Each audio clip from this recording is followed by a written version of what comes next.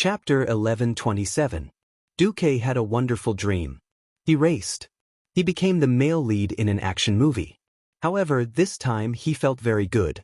He could clearly feel that he was holding the steering wheel with both hands. As long as he pressed the black horn in the middle of the steering wheel, the car would make a strange whimpering sound. It was very unique. Although it felt like he was driving a Ferrari, it was also a little like riding a motorcycle. Yes, it should be riding a motorcycle. The thrill brought by high-speed racing was unparalleled. As fast as lightning. It felt like he was practicing swordsmanship. Every jolt made him feel like he was about to be thrown off the motorcycle. Why does it feel like riding a horse? So bumpy. In his hazy vision, Duke seemed to see himself whipping a horse, a thick nine-tailed horsewhip, lashing at the horse's butt. All of a sudden, a strange sound was heard. Congratulations, Master. Xianxia has surrendered. She is beginning to return to the Master's soul. Your moral integrity is being topped up at 55%, 56%. As the value rose to 100%, Duque finally began to wake up. When he truly realized what was happening, he realized that something was wrong. Damn, what the hell is this? Why am I holding 2 dragon horns with both hands? Why are these 2 dragon horns on the head of Countess Katrana, who has transformed into a human? And then my dragon-taming whip. Perhaps he lost control due to his excitement. After Duque woke up, he unintentionally gave Xianxia the final blow. Xianxia, whose mouth was stuffed with something, arched her back. She raised her head to the sky and let out a sorrowful cry. Then, as if she had lost all her strength, she lay on the ground in an oar's position. Duque was terrified. He loosened his grip and the dragon horns slipped from his hand. At this time, Duque finally realized what he had done. Damn! I tamed a dragon?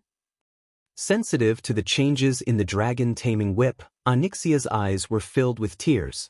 She revealed a begging look that made Duque feel incredulous.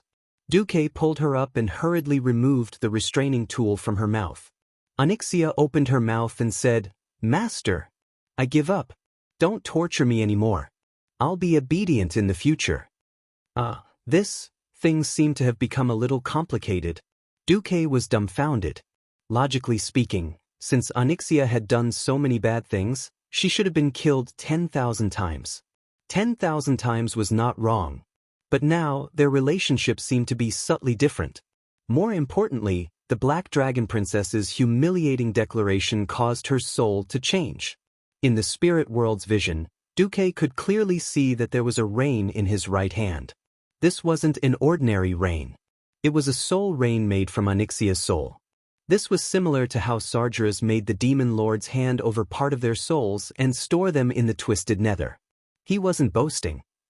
Right now, as long as Duque willed it, he could make Xianxia suffer a fate worse than death. System notification. Congratulations, host, you have obtained the legendary item, True Xianxia's Reins. That's right. Not those miniaturized copies of Xianxia that were only for players to fool around with. This was the real Black Dragon Princess's reins. Duque couldn't help but laugh out loud. Ha! Ha! I'll let you farm it 100 times and it won't drop. Who asked you to be reserved? Who asked you to call me black? Now, I don't want those knockoffs, I have the real thing. That was resentment. Just like the undead horse that couldn't drop Rivendell countless times. Before Duque transmigrated, he couldn't get the Black Dragon Princess's reins no matter what. Once he did, a gay bastard called Recruit and teamed up to steal his dragon. This resentment of the Black Hand even triggered the envy of the 7 deadly sins. Now that Duque's thoughts were clear, he felt refreshed. But Xianxia was in a tragedy. Xianxia shed tears of humiliation when she thought of the miserable life she would have to lead in the future. If it was an ordinary threat, she would definitely rather die than comply. However, it turned out that there was an existence even more terrifying than ghosts and gods, Duque. On one side was extreme pain and torture, and on the other side was the most gentle and comfortable holy light. Duque was simply the perfect combination of an angel and a devil. This kind of devastation was far greater than what her father had done to her mother.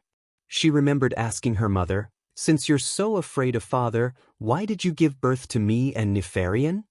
Sinestra replied, a weak dragon that can't beat me down is not qualified to be my spouse. Although I'm reluctant, since Nefario has the ability to bite my neck and press my dragon head to the ground, I have the obligation to give birth to his children. This is the rule of the Black Dragon clan. Xianxia suddenly understood her mother's feelings. Perhaps this was what it meant to be conquered. However, she, the noble Black Dragon princess, was pressed down by a human. What the hell was this? Xianxia's mind was in a mess, and she had no idea what to do. In the darkness in the distance, the light of torches began to appear. Duque realized that it should be the night watchman from Night Town. After he became the lord of the eastern part of the Twilight Forest, he had strengthened the organization of the Night Watchmen. Most of the Night Watchmen were veterans who had retired from the first and second battle of the Dark Portal. They were quite skilled. Duque didn't want to trouble them, so he directly projected a phantom and explained the situation to one of the Night Watchmen. Duque looked around and picked up Xianxia, whose clothes had long been torn into strips. He took out a spare mage robe from his storage bag, wrapped it around her, and left. He couldn't go back to Stormwind City immediately. Duque wanted to open a magic transmission to tell Jaina and the others that he was safe, but looking at the trembling Xianxia, Duque suddenly felt a headache. Duque directly opened the portal to Karazhan. As soon as he came out of the portal, Duque saw a petrified ghost mage. Khadgar, alright, Duque had almost forgotten about his existence. Now it seemed that this guy was still very dutifully helping him take care of Karazhan. What? Beloved master. Although I know you're very busy and don't have time to take care of your mage tower, you shouldn't give me such a big fright the moment you come back. Khadgar looked left and right at the trembling Xianxia, who was wrapped in the mage robe behind Duque, with an expression that said, I understand. Duque's face was red, and he gave the reins to Khadgar. Find a place to hide her. Don't let her escape, and don't believe anything she says. Other than the minimum amount of food and medical supplies, don't give her anything. Understood? Understood. If His Majesty Proudmoore asks, I'll tell him that you hid a dragon as an experiment material. Chapter 11:28. Karazhan was very big. Not to mention hiding a person, it would not be a problem to stuff half of the dragon's slumber temple inside. After a few turns, Duque brought Xianxia to the huge astrological hall that should have been where the Nether Dragon was. You stay here. Without giving the princess of the Black Dragon a chance to argue, Duque stuffed her in and quickly put the most powerful compound seal on the space to prevent her from escaping and to prevent anything from coming into contact with her. Now, Xianxia had finally given in. Submission was a far cry from obedience. Obedience was a far cry from deference, and a far cry from complete loyalty. This wasn't a game, and Duke couldn't see the loyalty. Moreover, the Black Dragon race's talent was in scheming.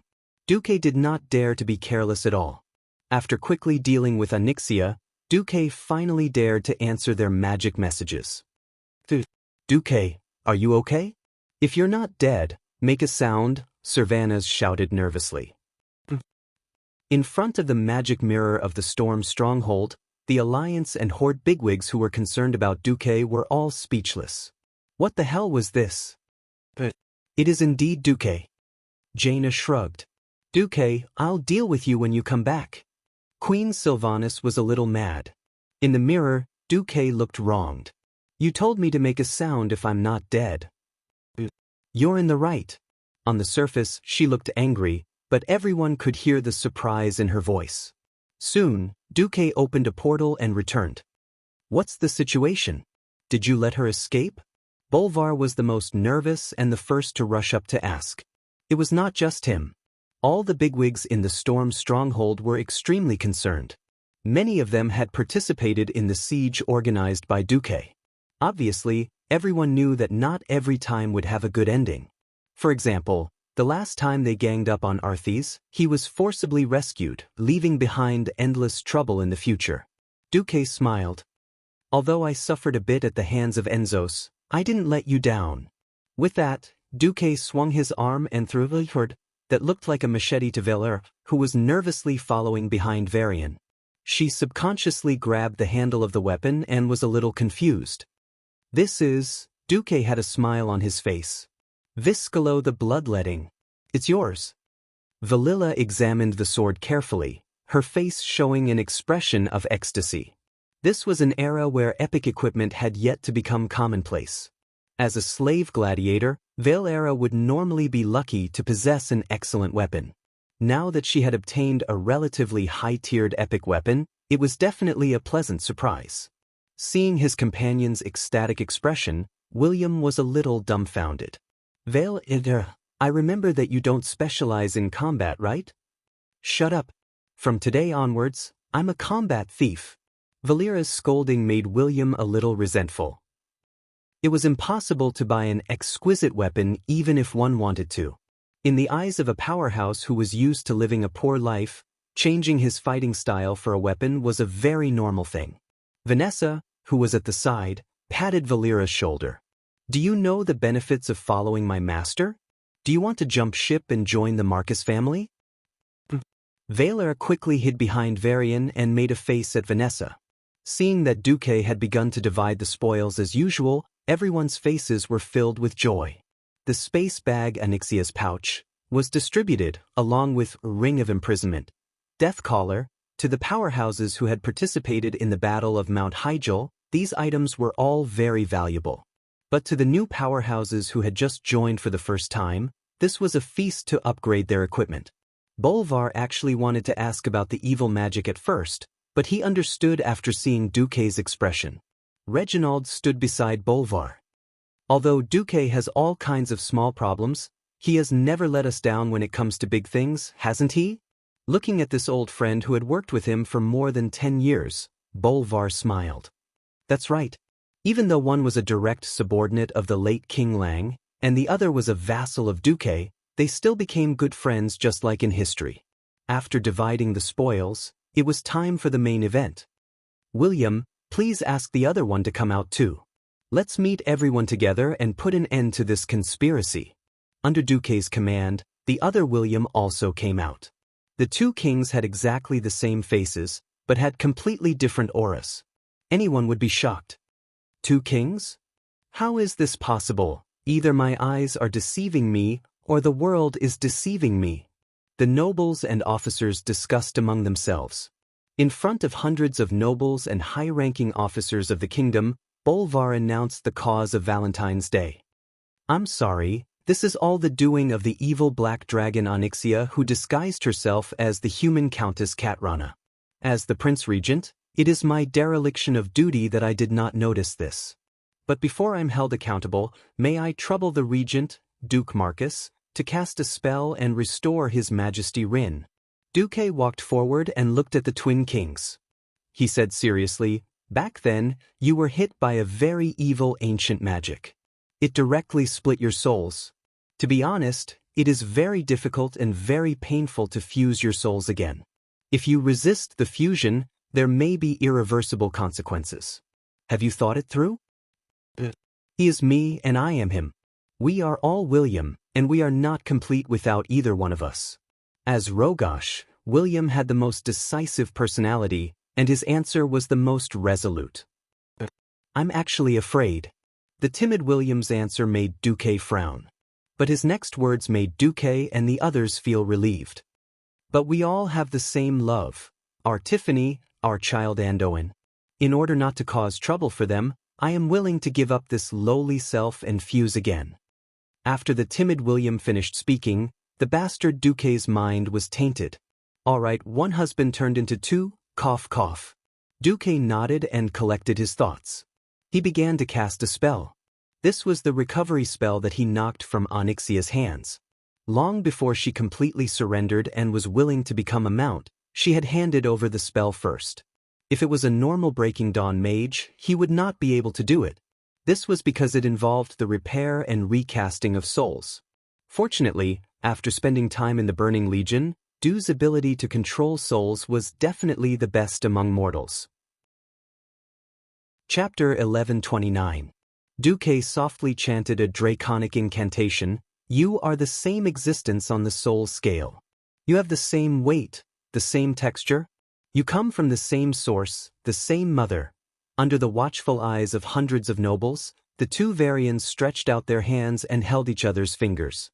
Gradually, their entire bodies began to turn into specks of light and disintegrate. Then, the beautiful silver-white glow began to converge and form a human figure. From this moment onwards, the farce between the two kings ended. Varian Rin was once again the one and only king in the world. Varian. Queen Tiffany rushed forward, caressing her husband and scrutinizing every detail of his face. Tiffany had once worried herself to death about losing herself and being a yes-man. Now, everything was fine. Her young and heroic husband had returned. The two of them became one, and Varian also regained his memories. At the same time, he also had the unforgettable memory of the ghost wolf Rogosh. He had many things to tell his lover, but in the end, thousands of words were stuck in his throat. All he could say were a few words, "I'm back."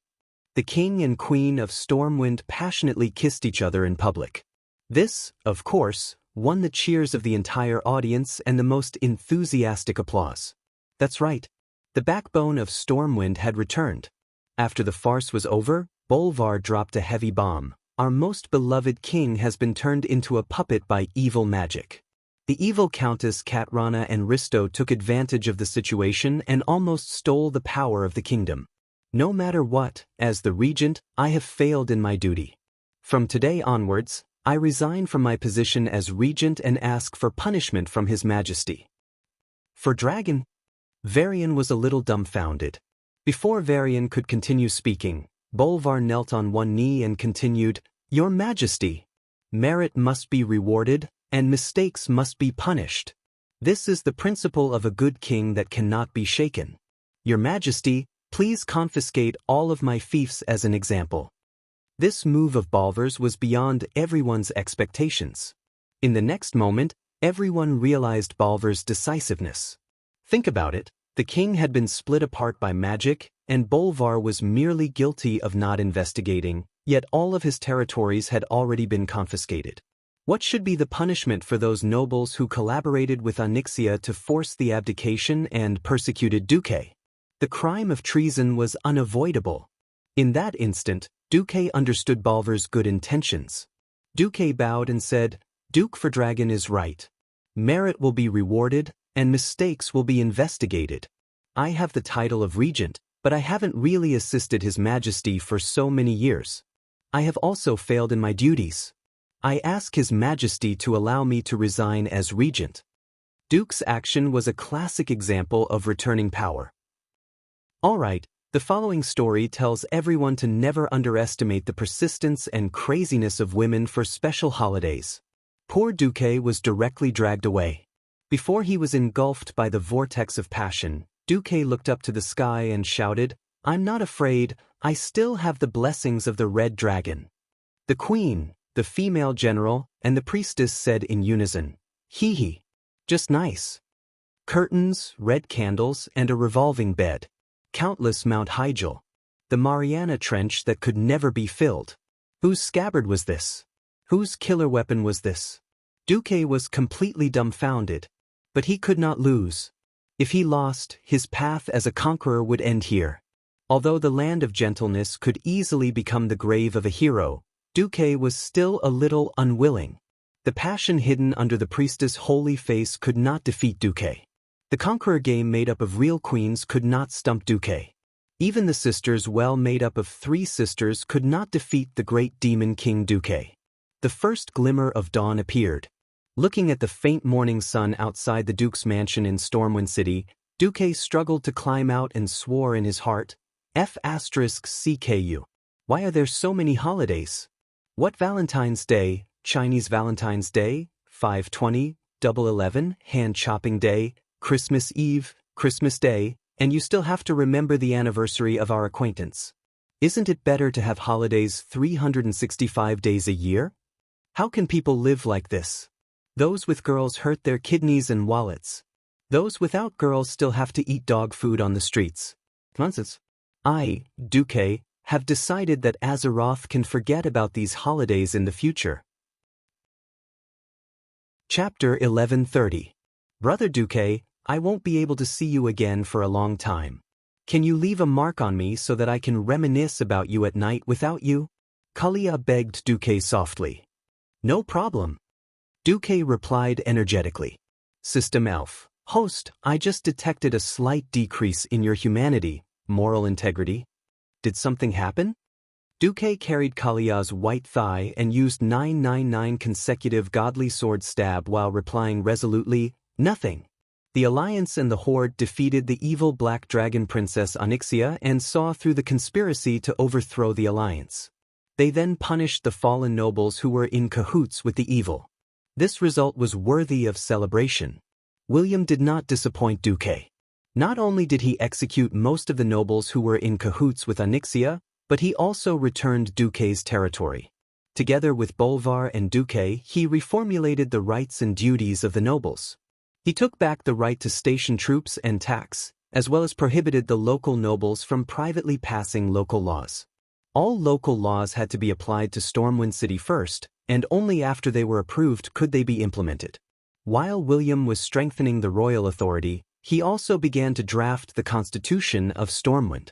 Not only did it have regulations for the people and nobles, it also started to restrict the unlimited extension of the royal authority. Drafting a constitution was not something that could be done in a day.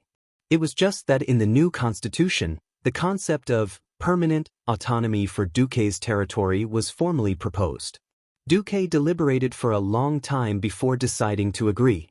Historically, the territory that Stormwind controlled was not large. Nominally, the kingdom had 4 large territories: the Elven Forest, the Reedridge Mountains, the Twilight Forest, and the Western Wilderness. In reality, other than the Elven Forest, which was better controlled, the other territories were not stable. The Western Wilderness was the territory of the Defias Brotherhood. Outside the various farms were the territories of bandits, beasts, and murlocs. Now, after Duque's management, it had become 1,000 miles of fertile land. It was the core of the kingdom. After many years of management by the Marcus family, the Reedridge Mountains had become a private territory. At the same time, the surrounding gnolls and other messy forces had been wiped out. The Twilight Forest was no longer scary after the construction of the East-West Railway. All the ogres had been wiped out, especially the Vogger Ogre Mountain. It was now one of Stormwind's most important mines. Coupled with the recent expansion of Stranglethorn Vale, it was no exaggeration to say that the territory of the Stormwind Kingdom was much larger than it had been in history. So, even though East Elwyn Forest, East Twilight Forest, and Reedridge Mountain had become Duke's territory, the kingdom's territory was still huge. However, the most shocking thing was that William insisted on giving the Marcus family the title of King Candidate Family. William said, when Stormwind City fell 20 years ago, the late King Lang was already in despair. He had long made a vow in his heart that if anyone could help the Wurine family recover Stormwind City, he would not be ashamed to see Wurine's ancestors after his death, and he would be willing to share the power of Stormwind Kingdom with that person. In fact, Father had always been prepared for you to establish your own kingdom. But Uncle Duke Marcus did not give up and chose to be loyal to Stormwind. You did not change your mind in the face of despair and desperation. To be honest, the Rin family has nothing to repay you. Please join our royal family. If the bloodline of the Rin family is cut off, please lead the people of Stormwind. Duque considered William's request for a long time and finally chose to accept it. There were many things that could not be solved by forbearance. With the power, but without the corresponding status, things would often go wrong. There was only one condition for Duque to agree to join the Stormwind royal family. Before the bloodline of the Rin family was cut off, the Marcus family would only be a Grand Duke. This represented respect for Lang, who had raised Duque. The Alliance and the Horde temporarily returned to peace and quiet. Unfortunately, even such a situation became very short-lived. On the 18th of February, a new piece of news shocked the entire Horde. According to the report of the Alliance's commander, Duque, a large number of remnants of the Blackrock clan were found in the Blackrock Tower between the Burning Steps and the Scorching Canyon. The troll chief Wajin, who was still a guest in Stormwind City, sent out a messenger under Duque's suggestion. He made a request that all members of the Horde thought was normal. He hoped that the scattered Blackrock clan would return to the Horde.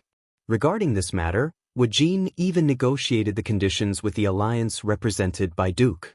The Horde used minerals in exchange for the alliance's green light to let the remnants of the Blackrock clan pass through the alliance's territory and send them to the Kalimdor continent. Because in Wuxia's view, the Blackrock clan, who lacked resources and food, could not survive in the resource-poor Blackrock Tower. The situation was as Duque expected, but it was far beyond Wuxia's imagination. The messenger came back in the form of a corpse. The head of the messenger sent by the Horde was cut off, the brain was dug out, and the brain was made into a wine vessel and sent back.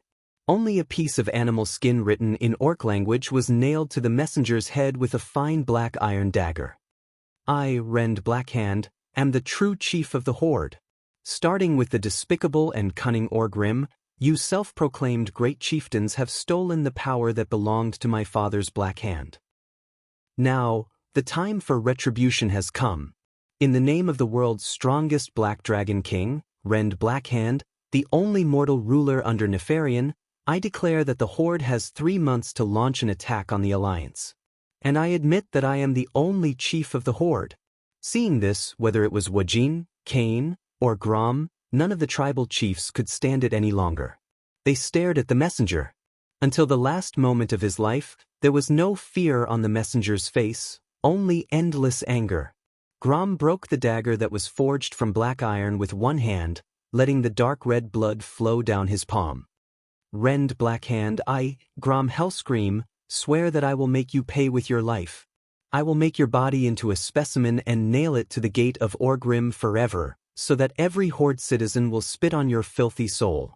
The leaders of the Horde rushed back to Orgrim as if their butts were on fire. Looking at the angry faces of the chiefs, the leaders of the Alliance could only sigh in admiration. Duque silently took away the model of the Blackrock Tower from the military map. Although it's a bit unkind, I think we can temporarily ignore the Blackrock Tower and Nefarian's Blackwing's nest. Now, let's talk about Molten Core. Chapter 1131. In the conference hall, as Duque's maid and assistant, Solarian began to distribute the reports to the Alliance's bigwigs.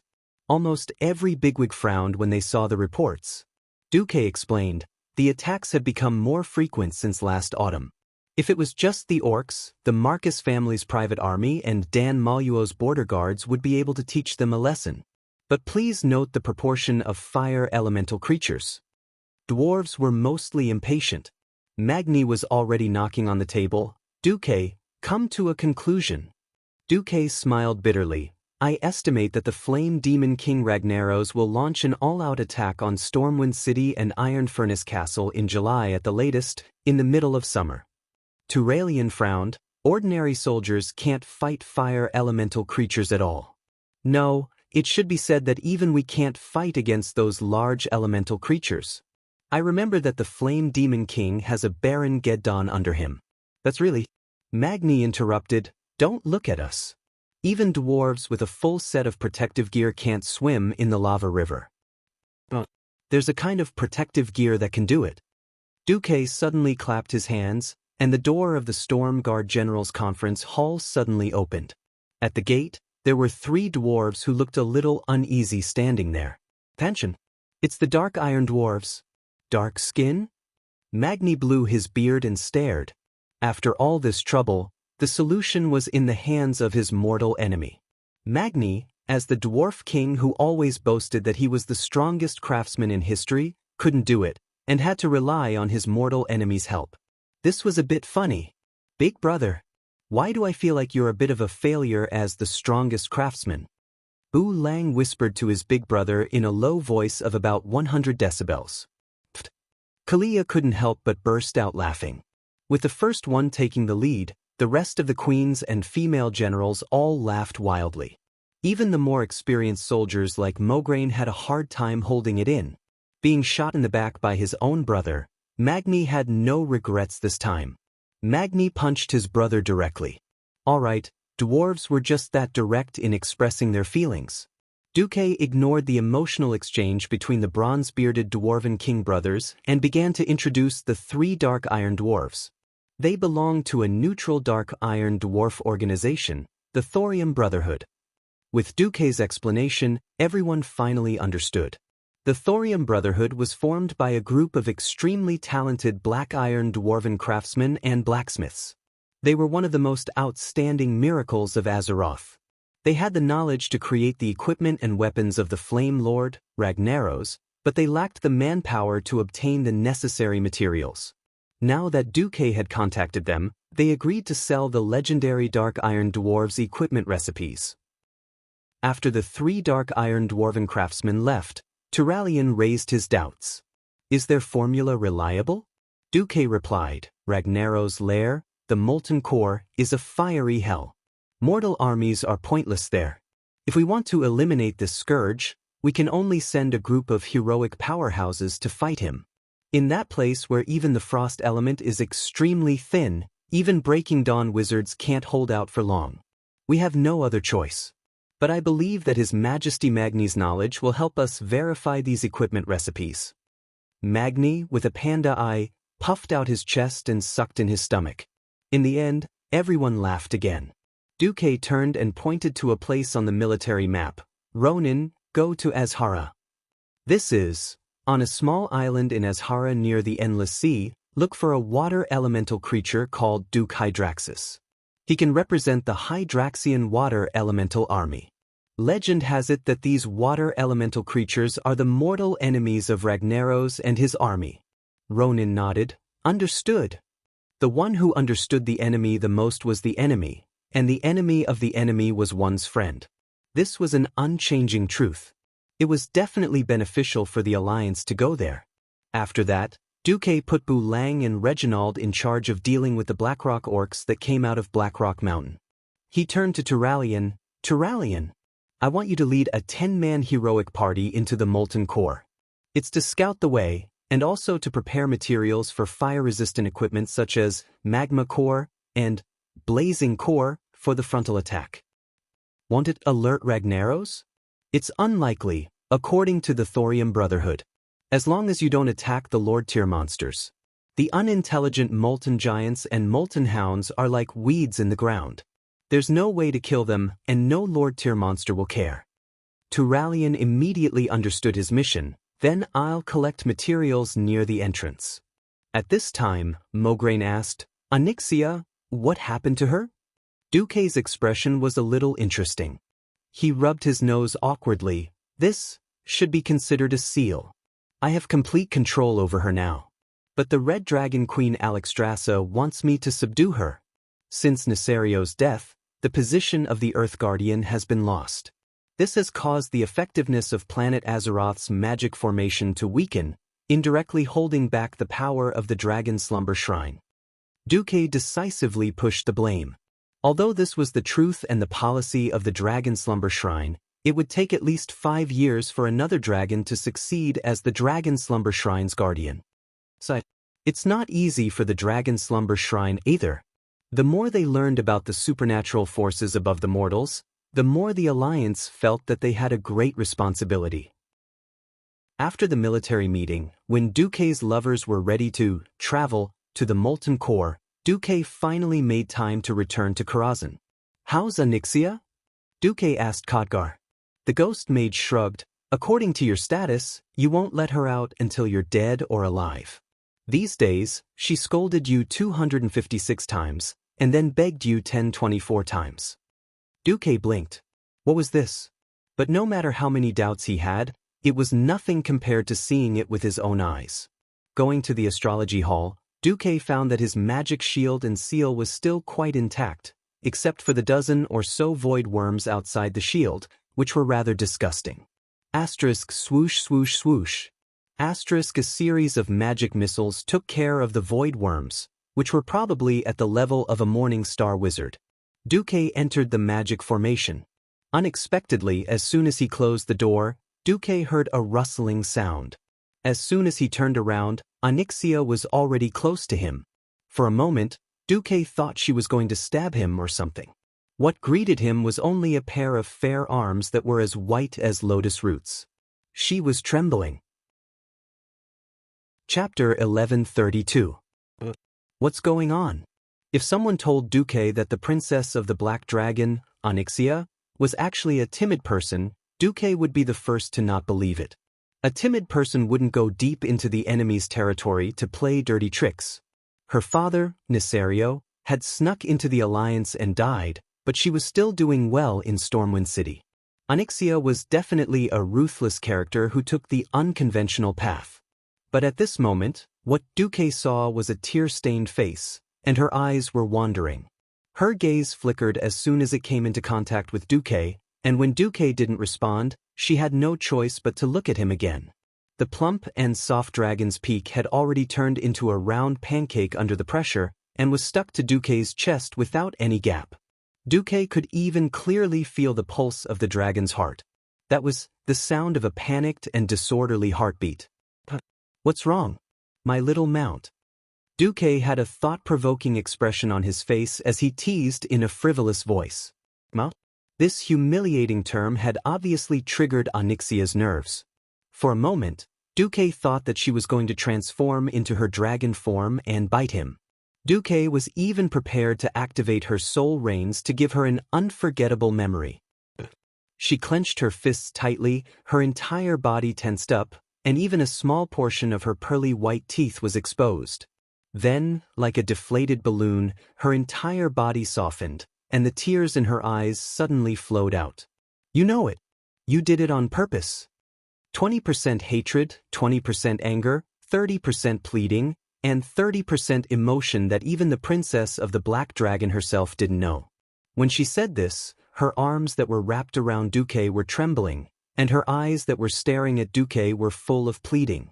If Xianxia's surrender a few days ago felt like she was being forced to submit to him, the current Xianxia gave Duque the feeling that she was 70 to 80% willing to submit to him. Why was it like this? Suddenly, the spatial crack connected to the astrology hall moved. After a series of wave-like tremors in midair, a few void worms crawled out and began to gnaw at the protective barrier in vain. The magic array that Duque had personally set up couldn't possibly be destroyed by a magical beast of this level. What happened next made even Duque feel a little annoyed. These worms, which looked to be the size of a calf, used their ring-shaped mouthparts full of sharp, thumb-sized teeth to gnaw at the magic shield. At times, there was a grinding sound, and at other times, it sounded like nails scratching against glass. These voices sounded quite vexing. Xianxia cried and begged, "You're threatening me. If I don't listen to you and dare to play tricks behind your back, you'll throw me to those disgusting lowly creatures, right? You won't even let me die. Every time you let them gnaw on my body, you use your holy light to heal my injuries, right? Don't lie to me, I know. Congratulations, my master, your plan has succeeded. I'm no match for you, I'll be obedient, don't let me stay here anymore." In his heart, Duque was dumbfounded. In all honesty, Duque had never thought of doing this.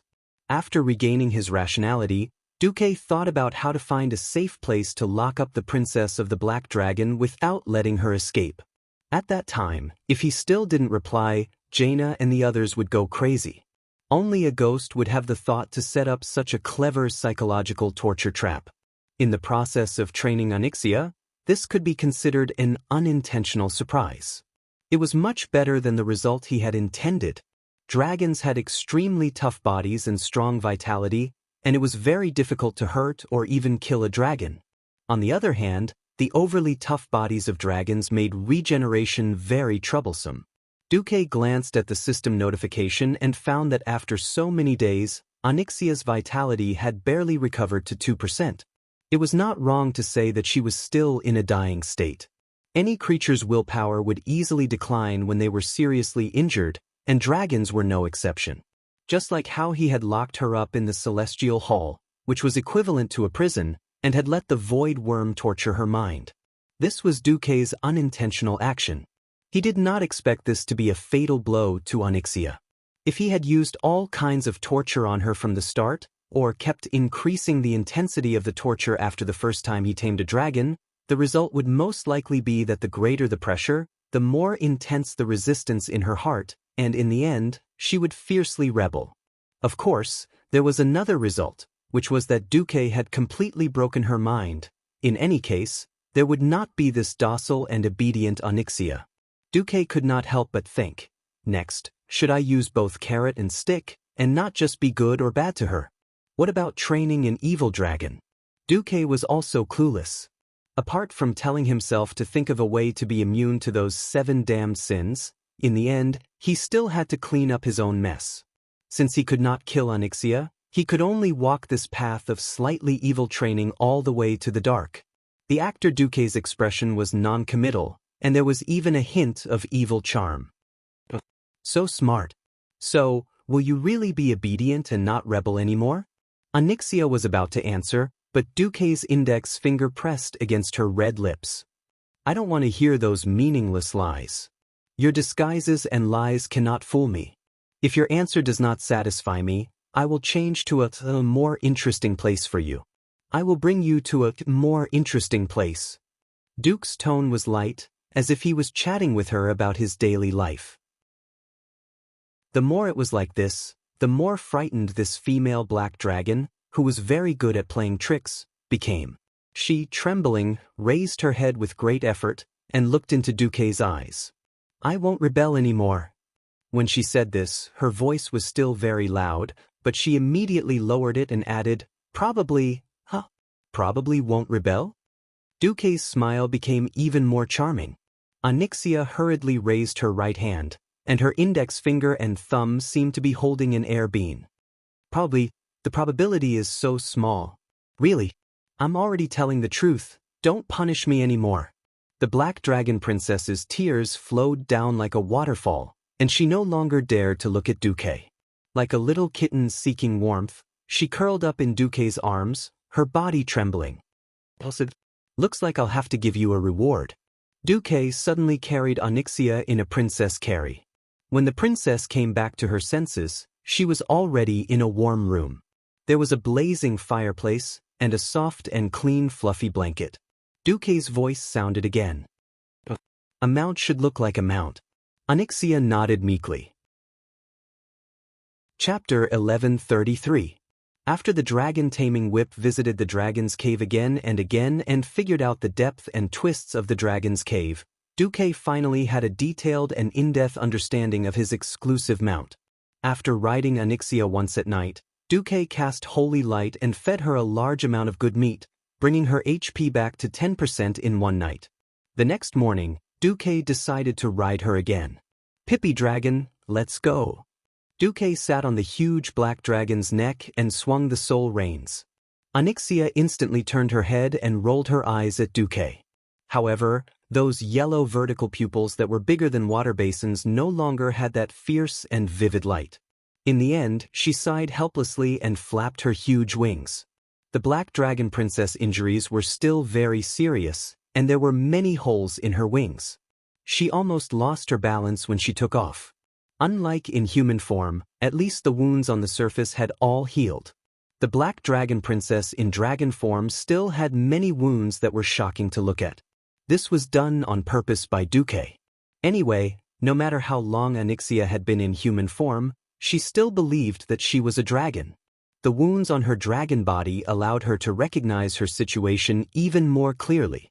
Thus, she was unconsciously willing to make more concessions in human form for the sake of survival. But wasn't concessions in human form still concessions? Perhaps she could still deceive herself on the surface, but what about in her bones? With one hand holding the reins and feeling the breeze brushing past his face, Duque felt great. I'm not riding some nameless, common young dragon of the dragon clan. Either I don't ride or I just walk. I don't ride a mount.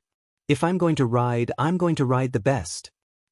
Only a boss dragon like Xianxia is the mount that I dream of riding.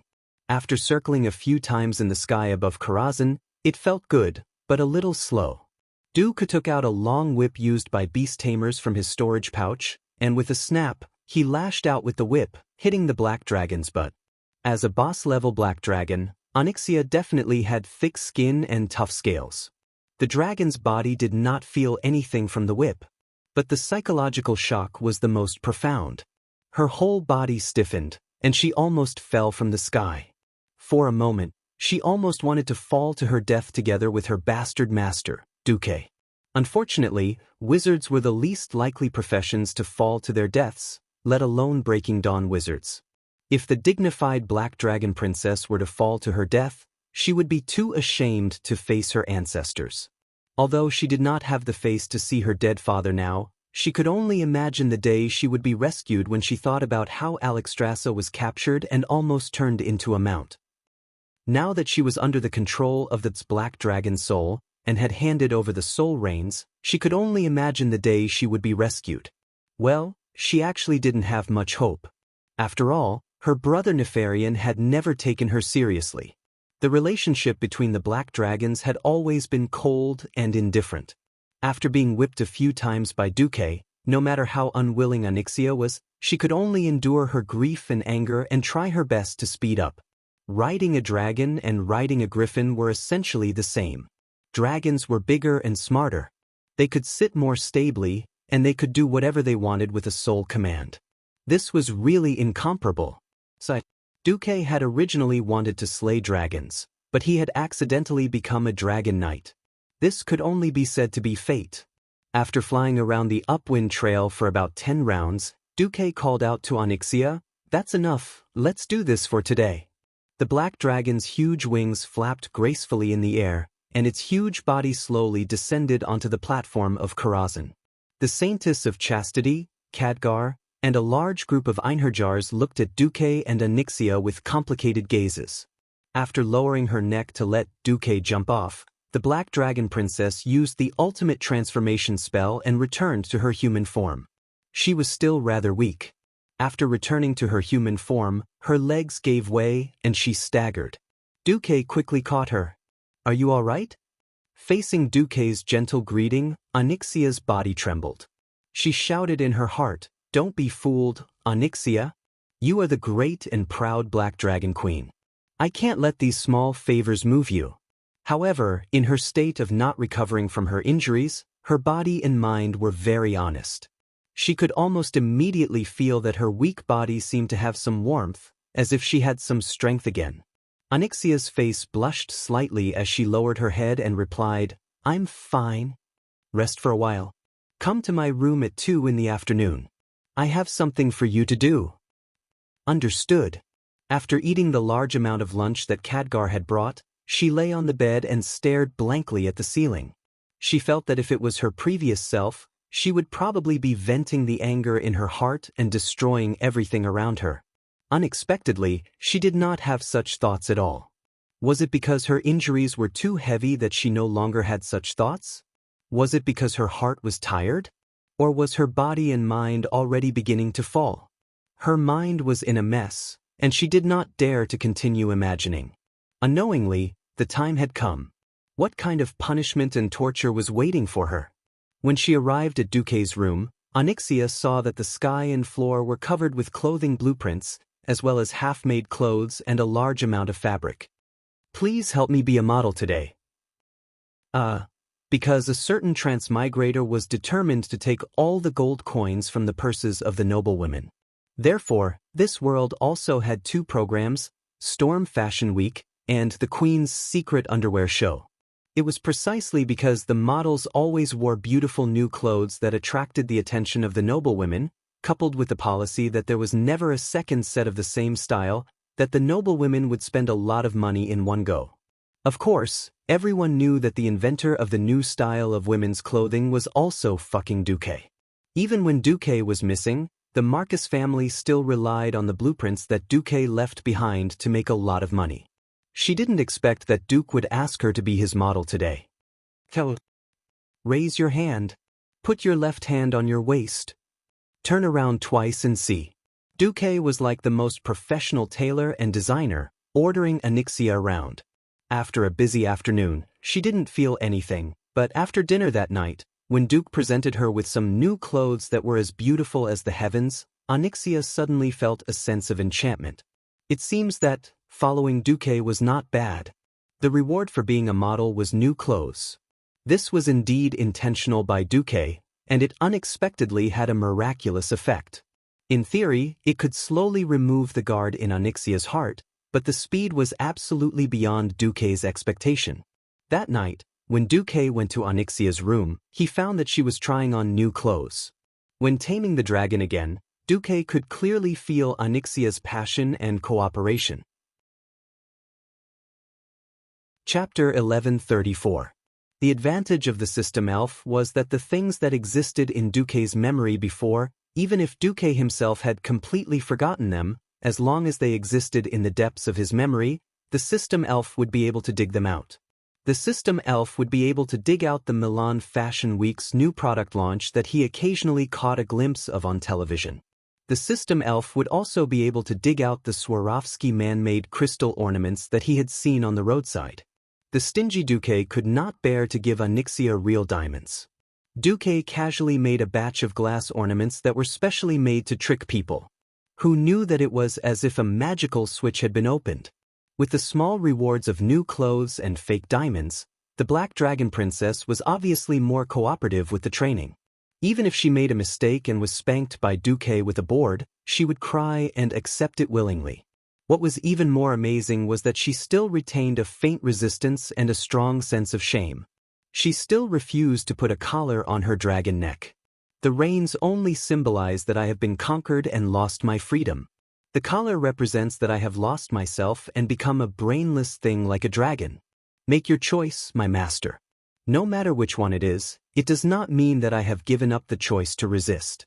The only difference is which one has a smaller probability. Onyxia said stubbornly. Duque patted her head, but in the end he did not put the collar on her. It was purely because Onyxia's reigns had more historical significance. More than a month had passed. It was April 2nd, 21 years after she stepped into the dark portal. For Onyxia, the previous life of scheming against each other, toying with the human nobles in the palm of her hand, creating conflicts and chaos everywhere, and being free and unrestrained had slowly become a blur in her mind. She did not know when it started, but she had gotten used to this kind of restrained life. She had to work hard for a little benefit that she would not even look at in the eye in the past. She constantly worked hard to meet all kinds of novel requests from Duque. From time to time, she would fail because of her clumsy actions or because she did not know what to do, and she would receive all kinds of shameful punishments. She clearly knew that the noble dragon race should never lower their heads to a mortal, but she had unknowingly gotten used to calling him master. She even had to think for a few seconds to realize that her master's name was Duke Marcus. This kind of sinking made her both sad and helpless. It was not that she did not want to resist. As the days passed, her physical condition also improved. Many times, Duke was like a defenseless idiot, like a walking dessert, walking right in front of her dragon mouth. As long as she opened her mouth, she would be able to tear him into pieces. He recalled the scene where Duke was bitten to death by her in the Twilight Forest and immediately revived. Although she subconsciously thought that it was a very high-level illusion, and as long as she bit Duke's real body, she would definitely be able to kill him, but after thinking about it, she found that she was more and more unwilling to try to resist. What she didn't expect was that not only was she not disgusted by her current state of life, but she also felt that it was natural and even enjoyed it. Why would I be willing to stay in that dirty and tasteless nest in Dustwallow Swamp for thousands of years? With this thought in mind, Onyxia seemed to be walking further and further on the path of no return as Duque's exclusive mount. During this time, the Horde organized an assault team of 3,000 people and began to attack Blackrock Spire from the Scorching Canyon through the Dwarven territory. It was an assault team that included almost all the powerful chieftains of the Horde, except for Thrall.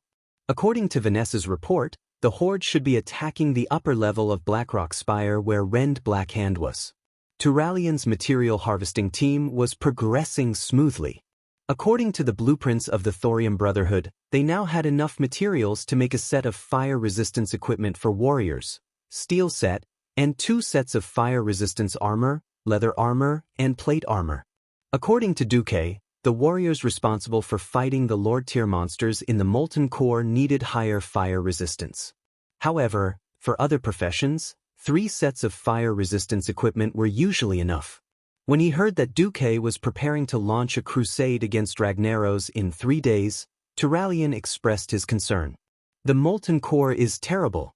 In that kind of high-temperature situation, not to mention fighting, just staying there would make it difficult to breathe.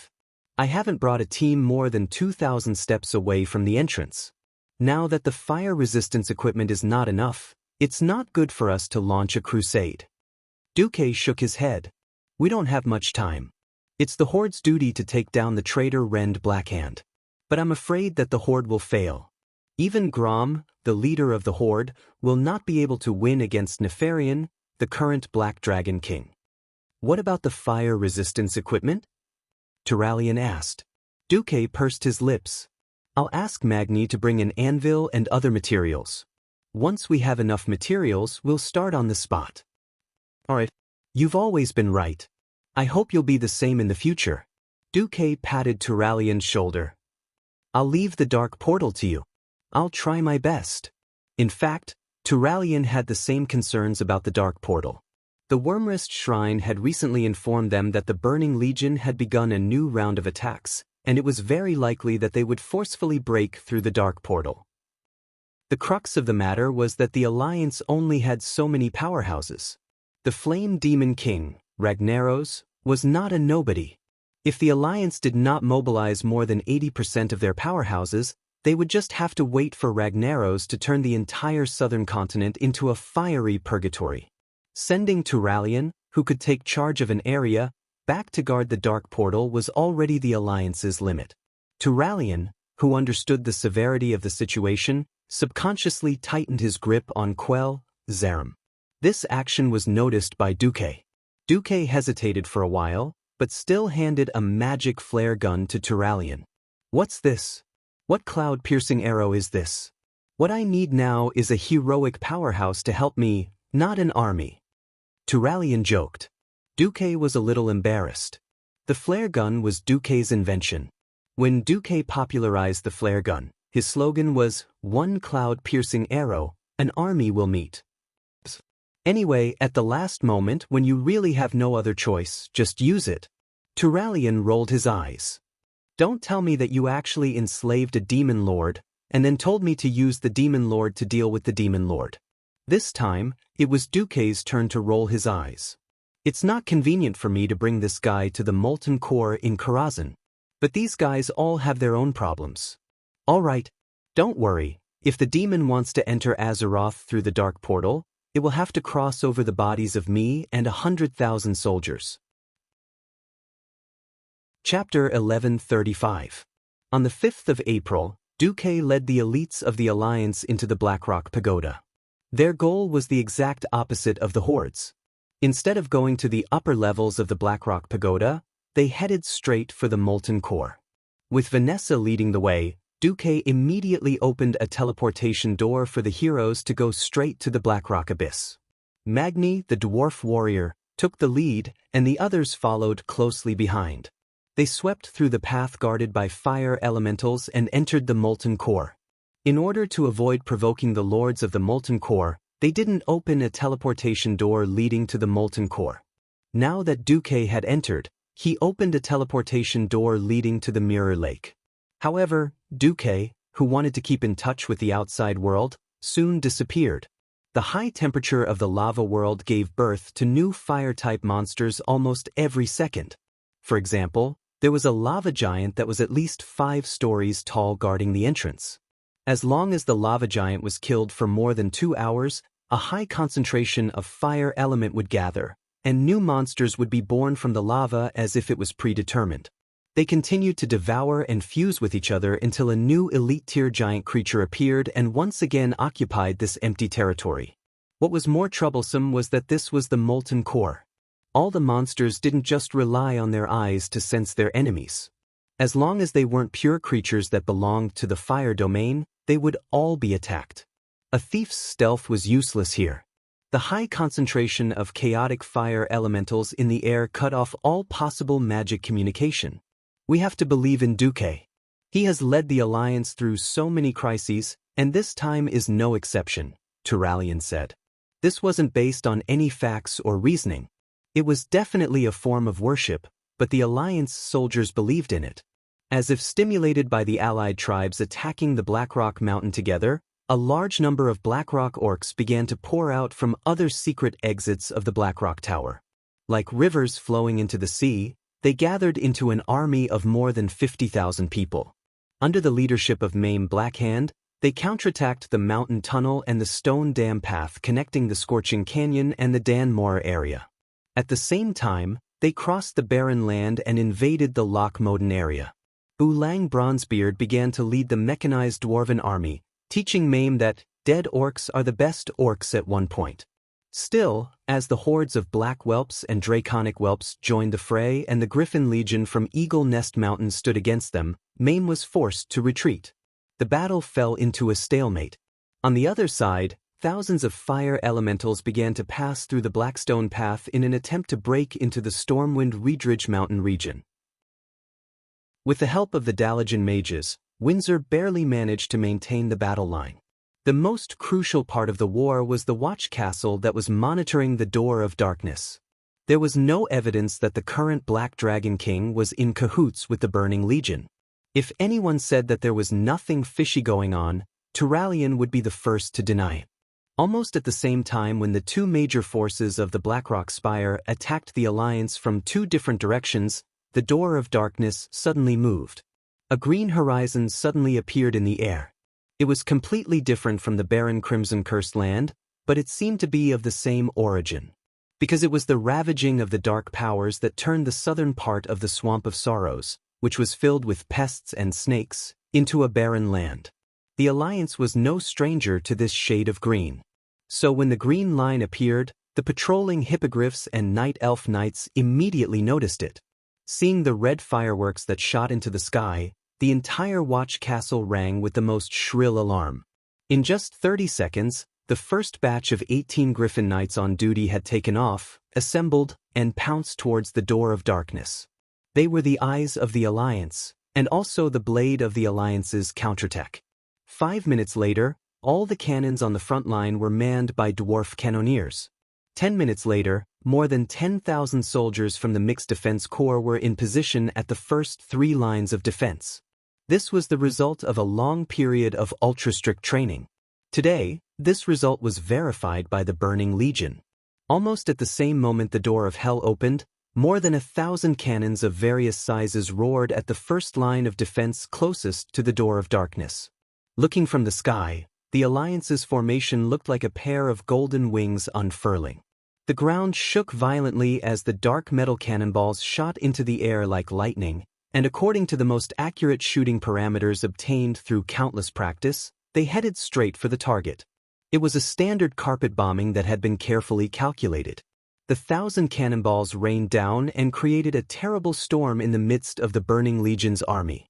The demons in the center of the storm were torn to pieces, but even the Apocalypse guards that were flying in the air were blown away by the aftermath of the explosion. 20 seconds later, only the most powerful elite demons were qualified to groan on the ground.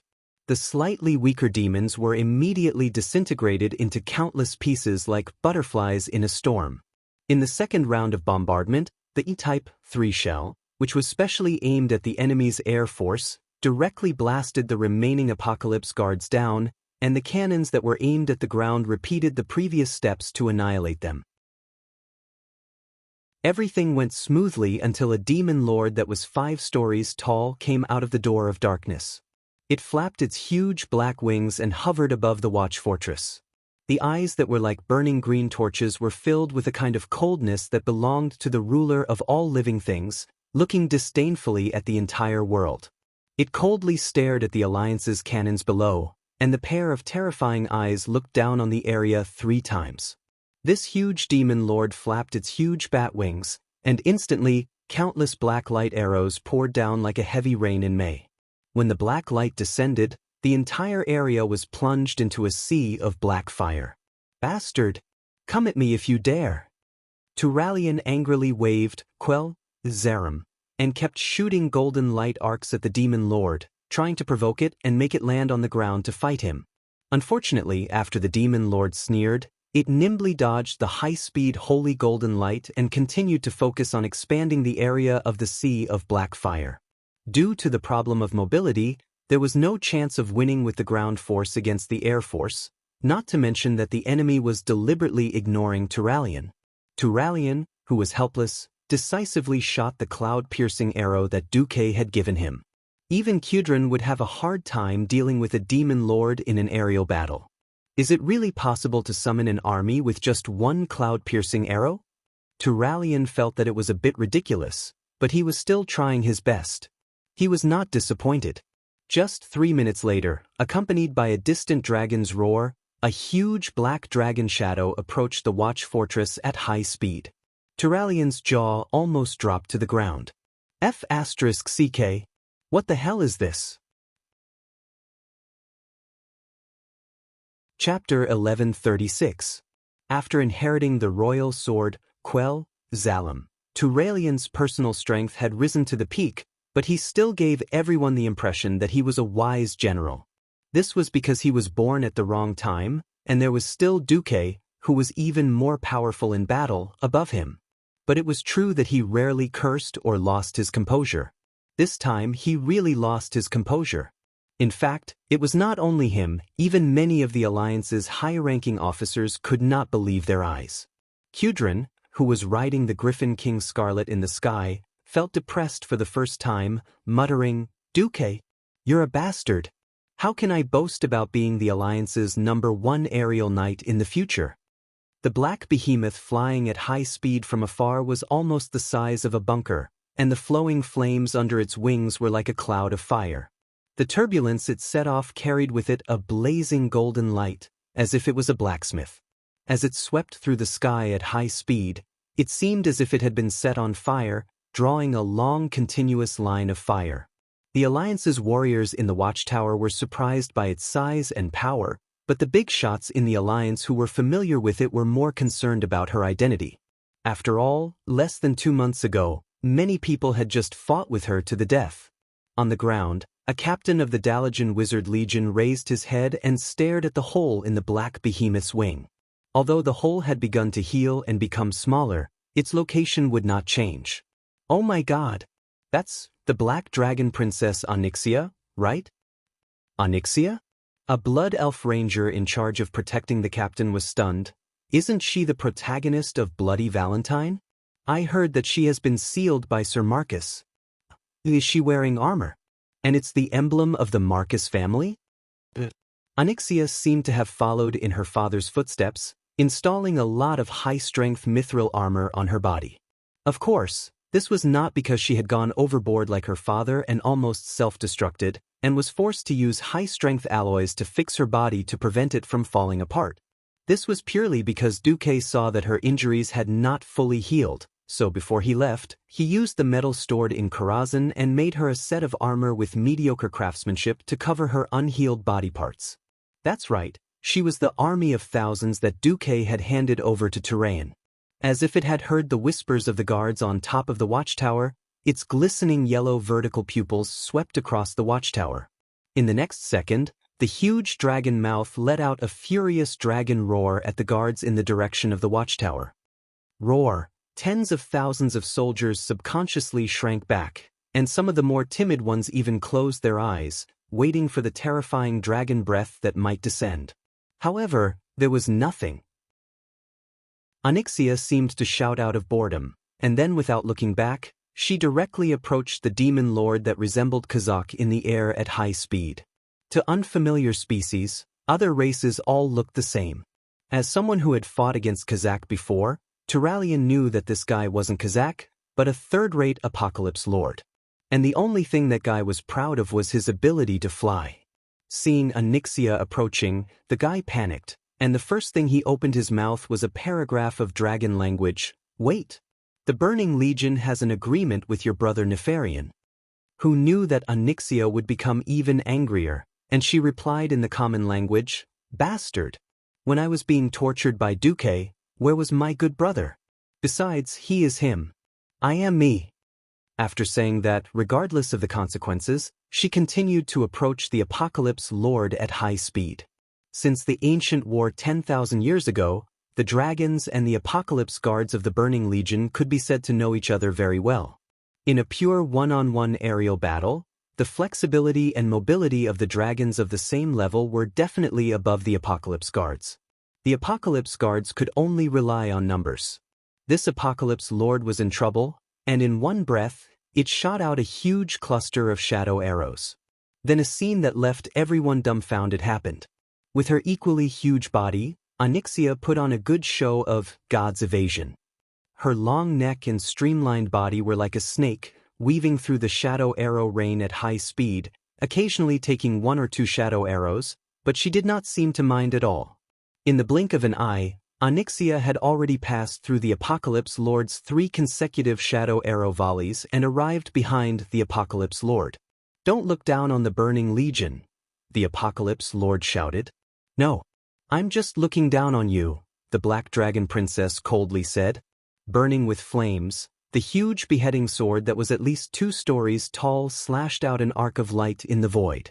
Xianxia responded by breaking beautifully in the air, dodging the attack with her upper body. Then, the terrifying dragon tail that could split mountains and split rocks was like a meteor hammer, drawing a black arc in the air and smashing into the back of the Doomsday Lord at an even faster speed. The Apocalypse Lord whimpered, and then turned into a cannonball, crashing into the empty space less than 100 meters in front of Turalian. "Well done," Turalian and Kudrin said in unison. The Apocalypse Lord seemed to be very clear about the strength of his land battle. Ignoring his dizziness, he shot a bunch of shadow arrows in Xianxia's direction, then tried his best to flap his wings and fly away. Just when Turalian and Kudrin had not arrived, and the Black Dragon Princess was temporarily avoided, a golden pillar of fire descended from the sky and landed on the Apocalypse Lord's head. A domineering, majestic, and sonorous female voice rang out, "Evil shall be purified. Such an exaggerated, sacred fire?" Turalian turned his head in shock. A huge portal had just opened on the edge of the battlefield, and then a female giant that was at least 3 or 4 stories tall, wrapped in holy light, came out of the portal. She had just raised her huge palm. Turalian knew who she was. She must be the Saintess of Karazhan that Tyrion and Gavin Rad had mentioned. Turalian was overjoyed. He raised his divine sword high and shouted, "Destroy evil!" Turalian and the Saintess of Chastity formed a perfect joint attack, but Xianxia obviously kept her distance from them. If she did not occasionally attack the Apocalypse Lord who was trying to fly back, one would really think that she was just a bystander. Turalian suddenly smiled bitterly. It seemed that this female black dragon had regarded herself as part of the evil camp. But that was not important. It was enough to restrain the flying demon lord. Losing its only advantage, the Apocalypse Lord's fate was decided. After taking care of the demon leader, the Burning Legion's attack naturally failed. Xianxia turned around and was about to leave when Turalian suddenly shouted, "Wait! The watchtower needs your strength."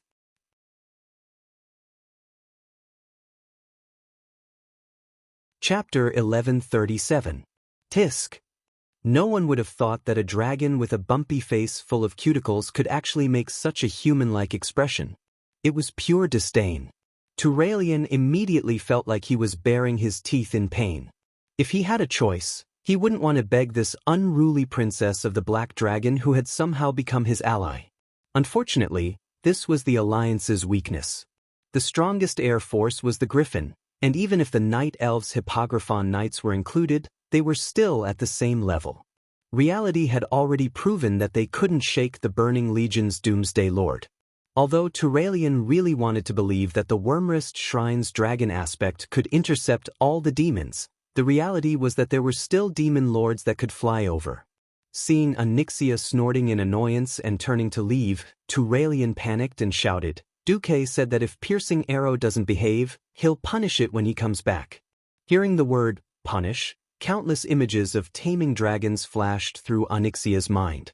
She plummeted and looked like she was about to hit the ground. Turalian looked. But there was a chance. Since there was a punishment, there would probably be a reward too. Turalian subconsciously deduced. He also said that if you listen to my command, there will be a reward. Reward? I'm the noble and supreme princess of the Black Dragon. I don't care for that bastard of a master's reward.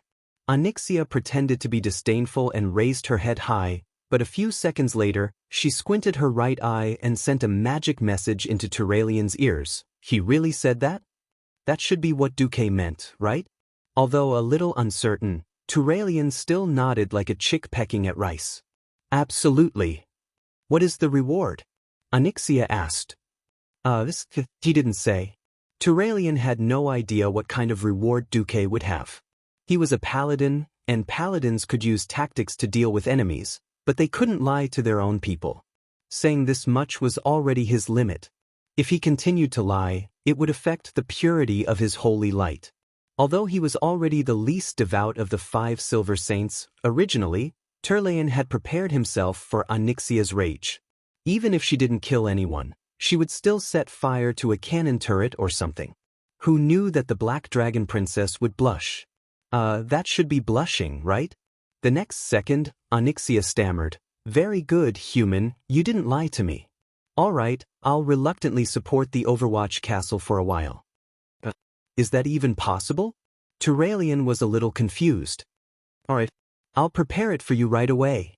The overjoyed Turalian was about to say that he would prepare an empty barn or an armory, but he suddenly remembered that Onyxia could transform into human form and was at a loss for words. By then, Onyxia had flown quite close to Turalian. Only now did Turalian notice that there was a saddle-like seat on Onyxia's back, but it was more like a comfortable chair than a saddle. Not only him, but many of the high-ranking officers of the Alliance on the ground were stunned when they saw this scene. Soon, they could no longer see it because the huge black dragon was rapidly shrinking in their field of vision. In just a few seconds, it had turned into a charming and beautiful woman, Countess Katrana Enristo, who had once almost stolen power in Stormwind. She wore a bright red top that was shaped like a morning glory, a pure white skirt with a high slit that looked like a cheongsam, and a pair of crystal high heels that reflected the light of diamonds. Coupled with the S-shaped posture that she subconsciously took, she was a living model. She was dressed like a catwalk, and her aura was more imposing than a queen. Turalian could not figure out what was going on with this woman. Since it's Duque's request, I'll do it, but the benefits that I deserve must not be lacking. First, I want to enjoy the treatment of a king. Secondly, I'm injured and in urgent need of nourishment.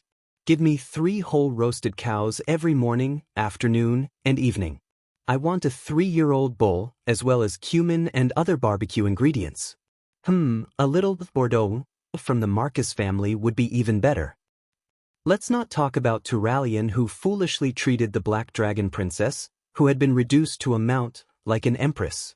Returning to the Molten Core, Duque was in a dilemma.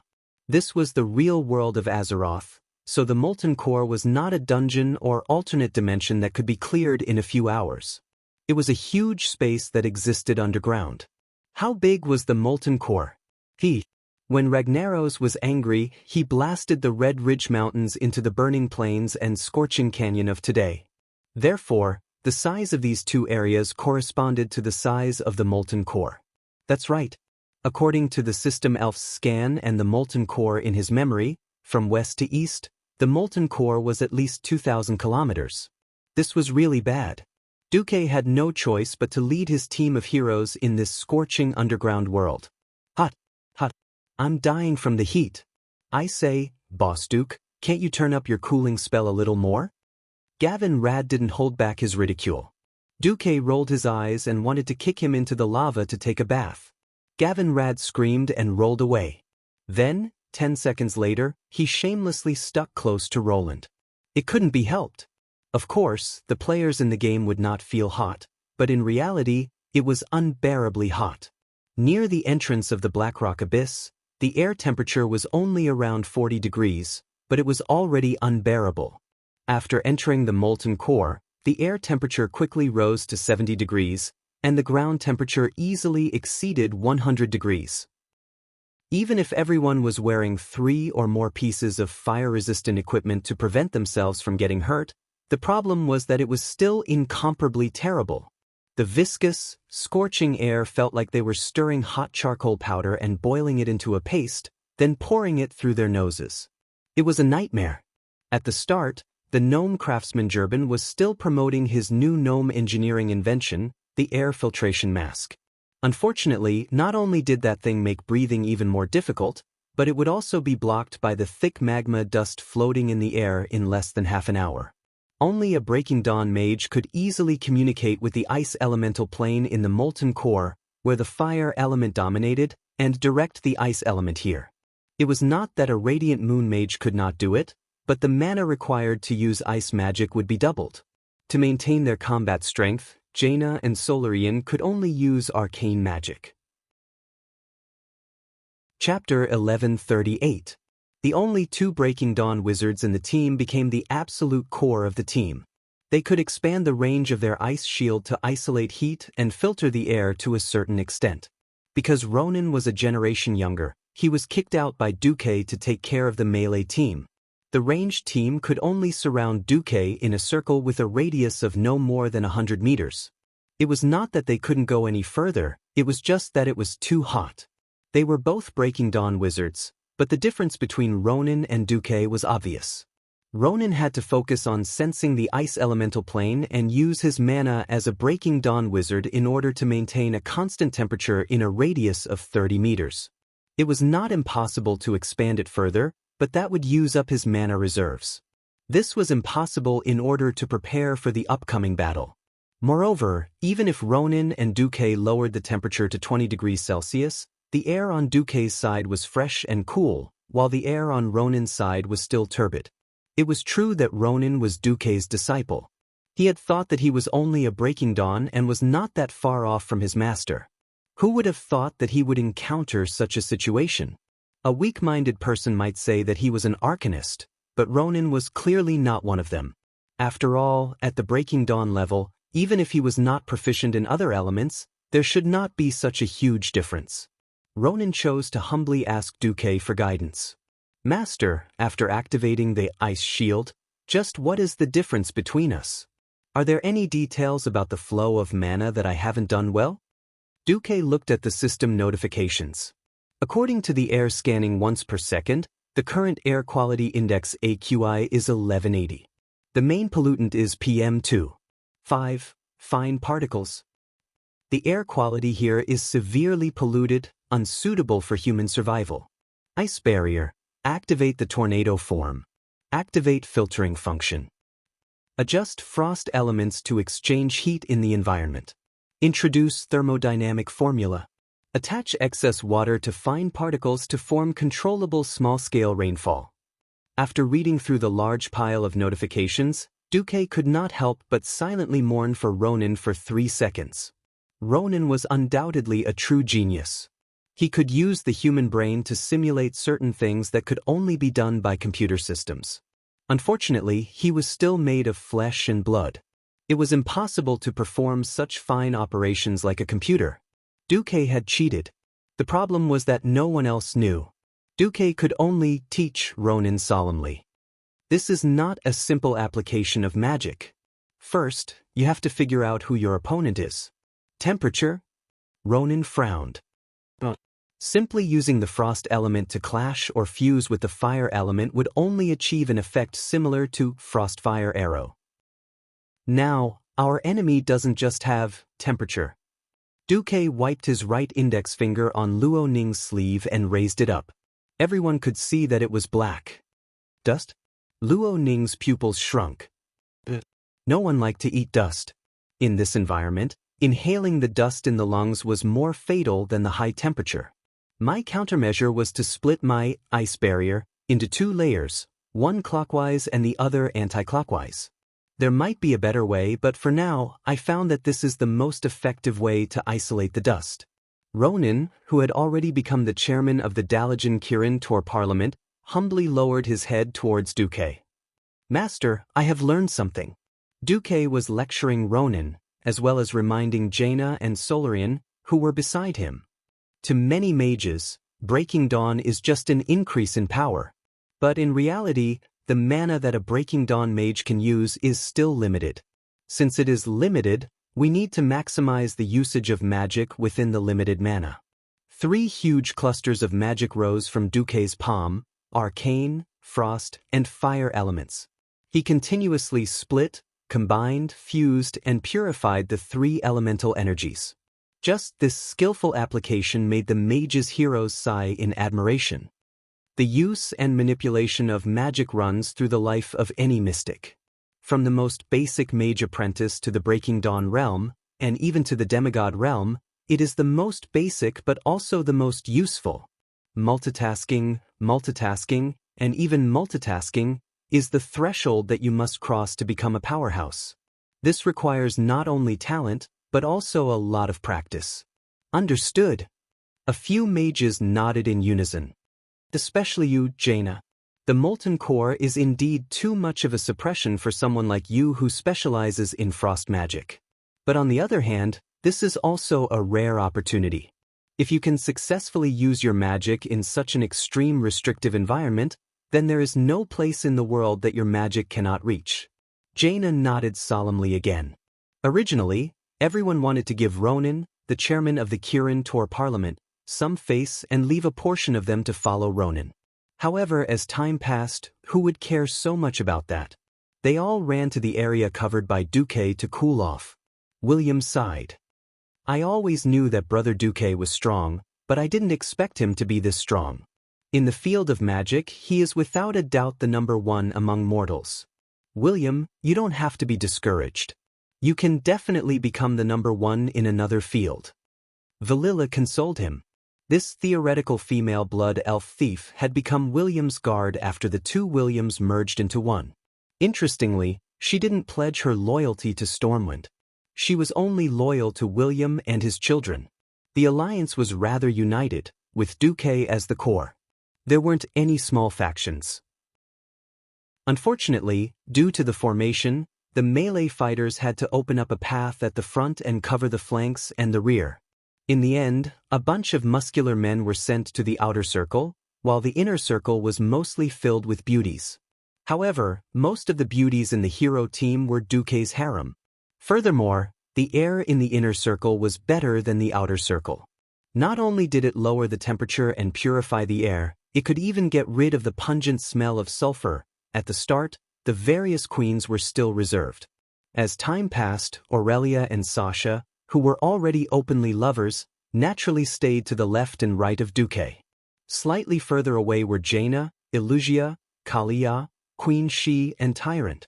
No matter how you looked at it, they looked like 7 stars accompanying the moon. Mograine and the other old ministers grimaced in pain at this lineup, but they couldn't do anything about it. If it wasn't for the blazing lava and volcanic ash floating around them, everyone would have thought that Duque was here for an outing and to show off his lovers. Just as everyone got rid of a twin-headed molten hound, they arrived in front of a huge cave, from which an unusual aura was leaking. Chapter 1139. The fire elemental energy inside was so dense that it was almost solid. Almost everyone frowned. Along the way, everyone had seen the rolling lava on the side of the huge stone path. They had dealt with the 2-story-tall, 2-headed molten fire hound wrapped in flames, and beaten up the 7-story-tall molten core giant made of high-temperature rocks. However, the cave in front of them was not that high, and everyone was still hesitant to go further. It was too hot. That was the temperature where water that fell in would instantly turn into steam. Everyone looked at Duque. Duque rubbed his chin. In his mind, the system was comparing the terrain. The molten core in reality was a completely different concept from the game. This was not a simple expansion of the map in the game. Because of various factors such as volcanic eruptions and lava rivers that constantly changed the terrain, the map in memory was not that reliable. 50 kilometers ago, Duque thought that he had reached the place and sent the first water elemental in. It was not attacked, but it was melted by the high heat. Then he asked Vanessa to scout the way. However, when they entered the lava cave, a small volcano near the entrance suddenly erupted, and the path into the cave was blocked. Vanessa almost fell for it. Well, when she went, she had a full set of thief epic equipment, but when she came back, she was wearing a maid uniform. She used sprinting, while using the tips of her toes to step on the flying rocks like a dragonfly skimming the water. She kept running like a cloud. Boo! The terrifying Duke Beastly finally couldn't stand the pure and righteous maid who refused to cooperate with him. Is he going to silence her? Seeing Vanessa, who obviously still had some spare energy when she ran back, and even ridiculed him out of habit, Duque was frustrated for a long time. When Valilla came to ask her if she could scout the way next time, Vanessa decisively refused. Please don't mind my words. Taking the opportunity to tease the famous bastard master is one of the few joys I have as a maid. Valilla was speechless. This time, Duque decided to use a different method. Come out, Brand the fireman. A human-sized fire elemental appeared, bathed in flames. Unlike ordinary elemental creatures, this humanoid figure had an extremely distinct human appearance. Not only did it have distinct muscle lines, such as an 8-pack, but it also had a distinct facial contour. The moment the pair of eyes opened, almost everyone thought that this humanoid fire elemental creature had its own intelligence. This was because it was actually looking back at every single gaze that was directed at it. But in the next moment, that mechanical reaction made people feel that it was even inferior to ordinary low-intelligence fire elementals. This made everyone say, "Oh," in their hearts. So it wasn't intelligent. Everyone was confused. Duque snapped his fingers, and Brand ran into the cave with smooth steps. Jaina asked, "Does this fire elemental have intelligence?" Because if they have intelligence, they can easily be captured and controlled by the other side's commander-tier creatures, Duque replied casually. The mages exclaimed at the same time, "Impossible!" There was no other reason other than Brand the Burning Man's movements were too smooth. This was the area of the molten core with uneven ground. Almost every rock that could be stepped on was volcanic rock formed from cooled magma. Although it wasn't rugged, the uneven road was not something that an unintelligent creature could walk on. Without intelligence, it meant that as the master, the mage had to design every movement of his summoned creature. It wasn't just letting it walk. This involved more complicated issues of body balance and so on. A human child had to spend almost a year to learn to walk, and during the countless failed attempts, the human brain was stimulated to form all kinds of complete neural firing, which was how infants learned to walk, which was how they later ran, jumped, and all kinds of other movements. Originally, Duque could have just been a simple reconnaissance fire elemental, and just floated into the cave. Why did Duque have to go through so much trouble? Actually, from the moment he opened the wide area ice shield, he had been consciously strengthening his control and application of magic power. Duque was fumbling. He wanted to find a path to the demigod realm. The Breaking Dawn level was far from the limit. If he wasn't a demigod, he had no confidence in dealing with the Burning Legion's general attack in the future. And ordinary demigods weren't enough. Demigods like the Wild Boar God and the Bear God that had been taken care of by the Void Lords were useless. At the very least, he had to reach the level of Cenarius's father, Malorn the White Deer, to shake the scales of victory in the final war. After a certain dragon taming, Duque had asked Xianxia how to become a demigod. In the end, this female dragon, who was born a demigod, only said after a long time, "It's fine as long as your dad is a demigod." Nonsense. I'm the second generation of a god. Why do I have to work so hard? Duque used the dragon taming whip to teach Xianxia a lesson on the spot. Duque then asked Aegwin, and finally contacted the secluded Medivh. Knowing that Duque had already begun to move towards the demigod realm, Medivh was also very emotional. First of all, congratulations on your achievements today. As your senior, I am also very gratified. I broke through to the demigod realm while wandering the void.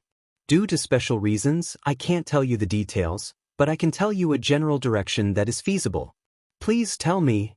Duque bowed his head humbly. The realm of gods is not as exaggerated as you think. Gods are indeed very strong, but they are also a form of life, so they can be very strong, very weak, or even destroyed. Every path to the divine realm is unique and cannot be replicated. Hearing this, Duque's eyes narrowed. Stepping into the divine realm on planet Azeroth is very troublesome. This is because the easiest and most extensive areas have already been occupied by a few ancient gods, and similarly, The elemental areas already have their own masters. Moreover, the laws of the world of Azeroth have already been modified by the creation titans of the Pantheon. Unless your power is already able to resist the joint seal of so many true gods, you can only find a field that you are most proficient in and does not touch the laws of the titans to break through. Hearing this, Duque had a toothache. Going against the creation titans was undoubtedly putting himself on the opposite side of the dragon slumber shrine. It was not difficult to break the laws of the titans, but it was not easy either. If he had the ability to destroy 4 out of the 5 dragon aspects, the laws of the titans would more or less collapse. If that was the case, Duque might as well rely on the Burning Legion and suck up to the old man Sargeras. Don't clash with the old laws and territories. Find your own path under such circumstances, or else you will be forever isolated from the divine realm. This was Mediva's final hint.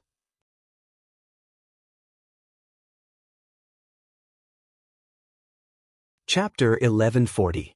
Of course, the name brand was Du's idea. At the same time, it was also a small hope and experiment for Duque. Since he came to Azeroth and accidentally became a pharaoh, he would have to deal with elements. It wasn't that Duque hadn't thought about killing Ragnaros and becoming a god of fire himself. Unfortunately, humans weren't natural elemental creatures, and he couldn't give up his human body to become a fire elemental. Otherwise, what would happen to his harem of girls? Of course, it was a good idea to see if he could get a piece of Ragnaros's flesh. This fake fireman, Brand, was Duke's first test subject. Brand wasn't a fire elemental creature in the traditional sense of Azeroth. He was more like a collection of complicated programs. If he wasn't a fire elemental, he would be an NPC. Just like the monsters in the games Duque played before he traveled to this world. It seemed like it could see enemies and react to every object in its field of vision, but that wasn't the case at all. Duque used the system genie to compile a program for Brand. For example, something within a 100-meter radius could be used as a condition to trigger a certain program. In this place, there should only be a special monster that triggered Brand's reaction, Before driving Brand into the cave, Duque had prepared himself for many things, but this was obviously not one of them. The turbid air was filled with the aura of raging flames, as well as the barbaric aura of the ancient desolate lands. Poor Brand. He only shot a fireball into the cave before it was crushed into sparks by the thing that rushed out. 5 dogs? Duke's voice went hoarse.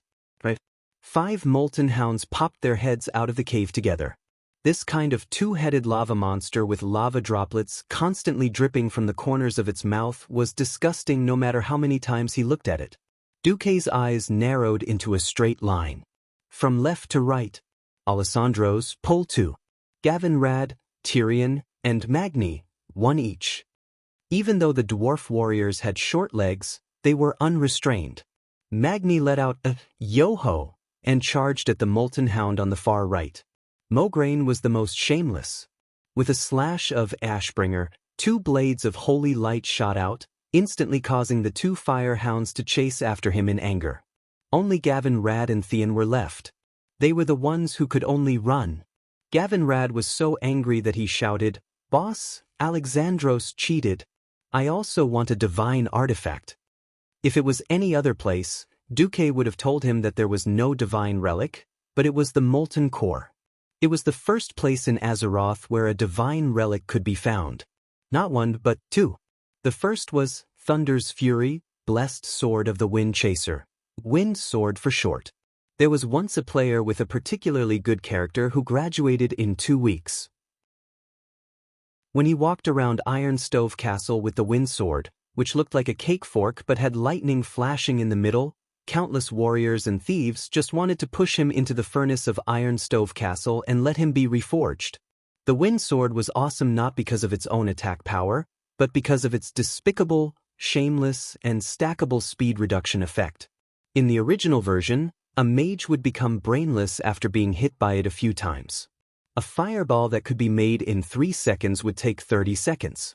Duque didn't know if he could make it in this lifetime, but if he did, it would be something that could greatly disrupt the opponent's magic circuit. The other one was Savra's, Hand of Ragnaros the Balrog. This hammer, which emitted a fiery aura from every corner, was also a well-deserved divine relic. Extremely high attack power, coupled with the unreasonable ability to automatically shoot fireballs at the opponent's side, it was extremely overpowered. Of course, no matter which divine relic it was, it depended on the player's character. In the real world of Azeroth, there was definitely no instance dungeon for these people who were envious of exquisite equipment. Therefore, it was up to fate whether or not it dropped the key forging items. Divine relic? As the king of the land of fire, Ragnaros should have a divine relic. Duque replied with a smile. This answer instantly made Gavin Rad howl non-stop. Just as Duque was about to say something, he suddenly realized that his fireman Brand was killed again. A huge lava arm the size of a 2-story building suddenly stretched out from the magma and crushed Brand to death. Then, the eyes of the giant floating on the surface of the magma turned and looked at Duke and the others. And it wasn't one giant, but two. Molten Core Giant and Molten Destroyer? Duque's expression darkened. The Molten Core Giants weren't afraid. They had killed at least a dozen along the way. However, the Molten Destroyer was difficult. This guy was considered an elite among the Molten Core Giants. Its unbelievably powerful attack power could directly stomp a warrior with poor equipment or insufficient strength to death. Now, there were 7 monsters. Even though this team was made up of hero-level bosses and had enough melee professions, they still felt a sense of danger. Magni, use Deity's Descent, and take on another giant. Alright.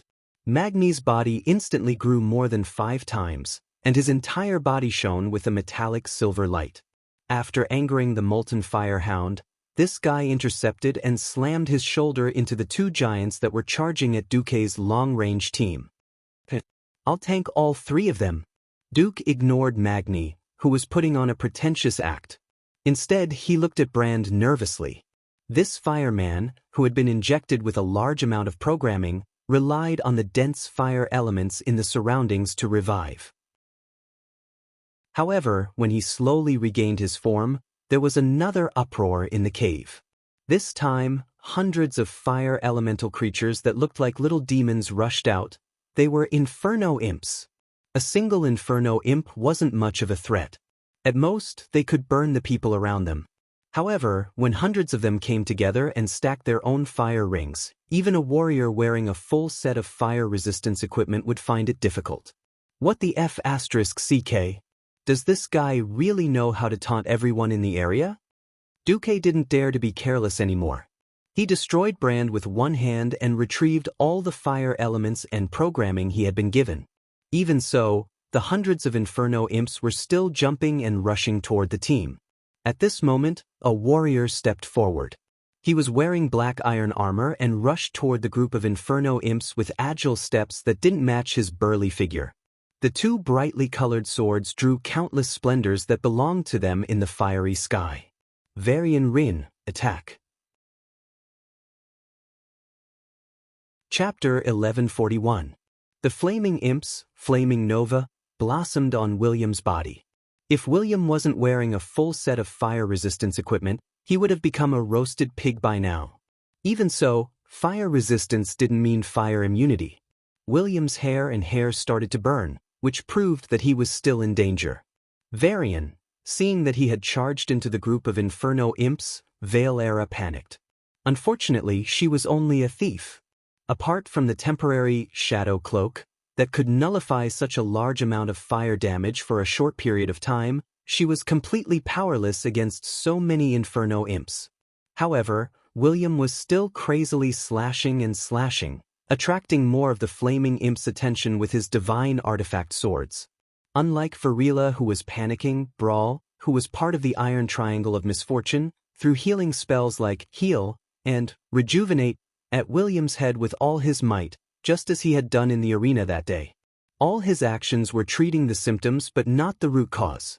That was because if these hundreds of Flaming Imps didn't die, William would be like a small boat in a stormy sea that could capsize at any time.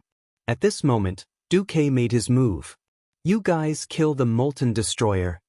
Duque softly ordered the long-range experts to deal with the giant that had stomped on Magni like a pig being slaughtered, while he focused on dealing with the imps. Ronan wanted to say something, but he chose to obey.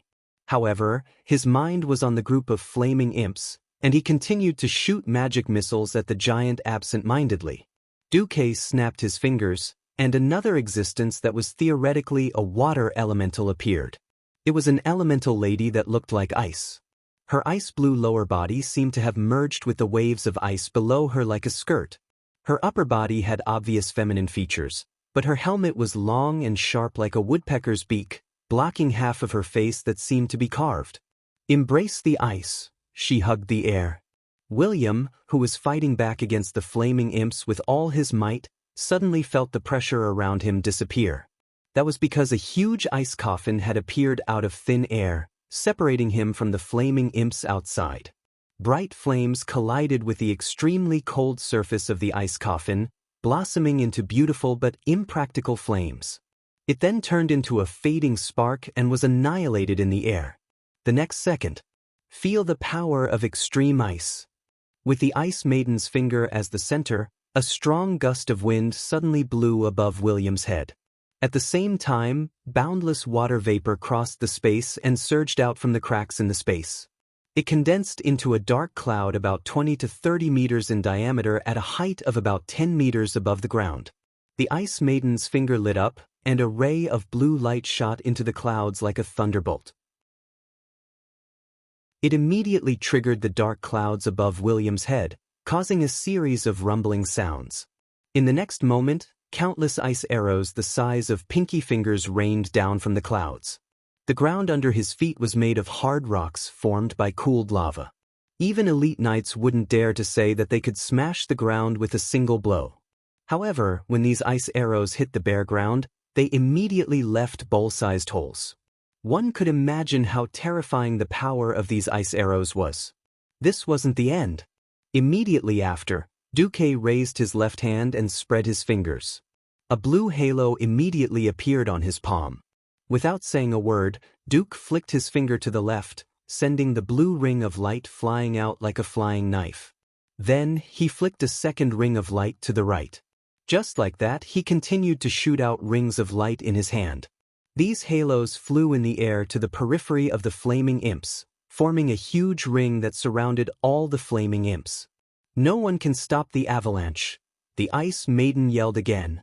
From the ice coffin to the ice halo, the entire area had become a snow-white forbidden zone for life. From the ground formed by lava all the way to the top of the rock stratum hundreds of meters in the sky, everything was white. It was as if Nascent's eternal ice and snow had transcended time and space and arrived here, pouring over the heads of the hundreds of flaming imps. In the eyes of the heroes, a snow-white Optimus Prime appeared. After a series of explosions, all the ice shattered into magnificent ice crystals, and all the imps were swept away. Only William was left inside, looking around in a daze. William took a slight breath of the icy aura around him and mumbled, "So this is Brother Duque's true power? True power? I'm afraid it's more than that, right?" Valilla and Brawl, who were older than William, mumbled as if they were sleep-talking. On the other side, Ronan went all out. His arcane missiles could no longer be considered missiles. It was more like a huge arcane light pillar that directly hit the molten core destroyer's chest. The surging arcane energy continuously destroyed the structure of the giant's body. Less than 20 seconds after Duque eliminated the flaming imps, Ronan, who had gone all out, destroyed the molten core destroyer. The huge body made of lava disintegrated into rock fragments that could not move and fell rapidly into the lava beside the road. Perhaps after a while, the unique environment of the molten core destroyer would breed new molten core destroyers. At least in the short term, there would be no need to worry about its threat. After eliminating the factors that could directly lead to the collapse of the team, the next step was easy. After dealing with the remaining molten core giants, Duque called out to everyone, "Gather the 5 dogs together and let them die at the same time within 10 seconds. Otherwise, they will revive each other." This was not only the experience gained from the game. Through the system scan, Duque could clearly see an ethereal energy band connecting the 5 molten core hounds. Unless the molten core hound that had just been killed could be torn into pieces within 10 seconds, The other molten core hounds that were still alive would revive after injecting large amounts of fire elements into their dead companions. Duque's order was carried out. Moreover, Duque, who could see the HP of the molten core hounds, kept using his high attacks to balance the damage dealt to the 5 molten core hounds. In the end, the 5 molten core hounds cried out in pain at the same time and collapsed to the ground. Phew, phew, phew. Everyone was panting heavily. The battle just now had not reached its limit. At least it had given everyone a heads up. Even though many of them had Mount Hydro level equipment, they could still fail miserably if they were not careful.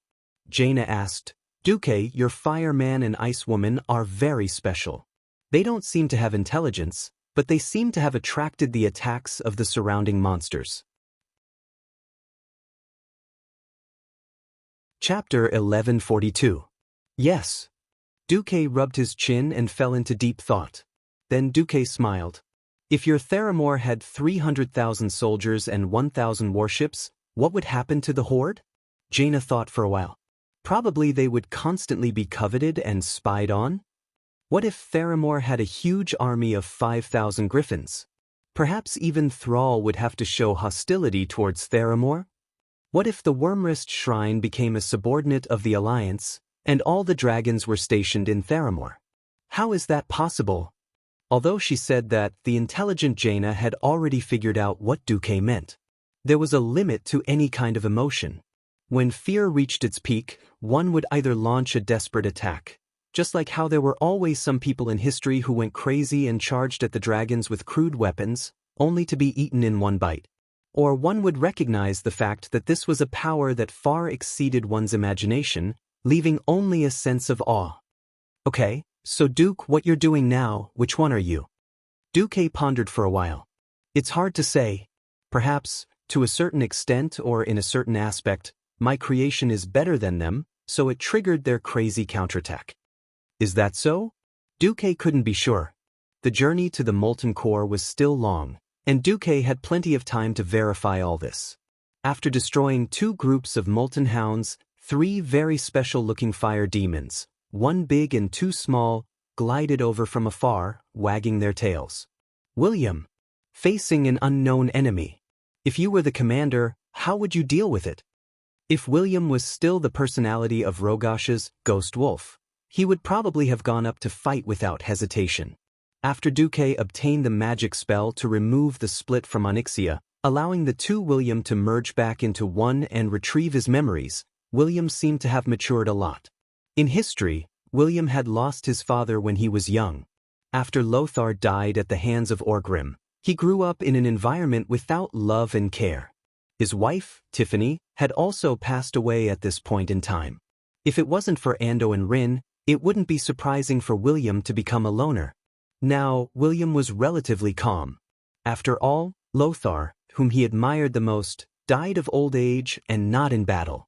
Moreover, there was Duque, the former minister of Stormwind. Although Duque was only a little more than 10 years older than him, he treated Duque as an elder. William pondered for a while.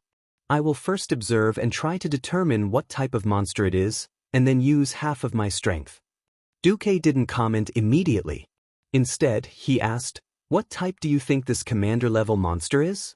William took out his binoculars, looked at the boss again and replied, although he's holding a huge blade, compared to the giants and dogs we've met along the way, he and his guards are relatively slender. They're a little like the Nagas. Monsters that are closer to melee combat tend to be more burly, so I'm guessing that he and his guards should be spellcasters. If I were the commander, I would pay more attention to spell protection. Duque tilted his head. Hey, Magni, what do you think? Whoever treated this seemingly boorish dwarf king as a fool was the real fool. Magni took a sip of the strong liquor in his wineskin and curled his lips. I have no opinion. We can fight however we want. Then, he changed the topic and said, however, isn't it what we seniors should do to clean up the mess of our juniors? Duque laughed and turned his head to the other side. Ronan, since William has determined that the opponent is a spellcaster, you should pay more attention. You should pay more attention. I'll leave the magic support for this battle to you. Understood, Master? Ronan nodded. When Duque walked past, Aurelia used the whisper of the wind to ask softly, "Is it appropriate?" "It's all right, it's just a lucifron." Duque said it so casually, but this gave Aurelia absolute confidence. Many times, a name represented a very important meaning. If it wasn't for the terrifying War of the Three Hammers, 99% of humans wouldn't have known of Ragnaros. No one would have known that Ragnaros had any underlings. The Dark Age, when the ancient gods and elemental lords ran amok in the ancient Kalandor continent, was before the birth of the most ancient night elves. Even Tyrant had a hard time finding relevant information. Now, Duke was able to call out the name of the monster that was obviously a commander tier monster. This meant that Duque had absolute confidence. Aurelia's smile quickly spread among Duque's lovers. Perhaps this was her absolute trust in Duque. "Alessandro, stay here with me to hold the line." "Yes." Although Ashbringer was strong, it consumed too much energy and wasn't good for a long battle. Moreover, Mograine was also starting to age. Even though he was still strong in his 50s, whether he was willing to admit it or not, his stamina was much weaker than when he was young.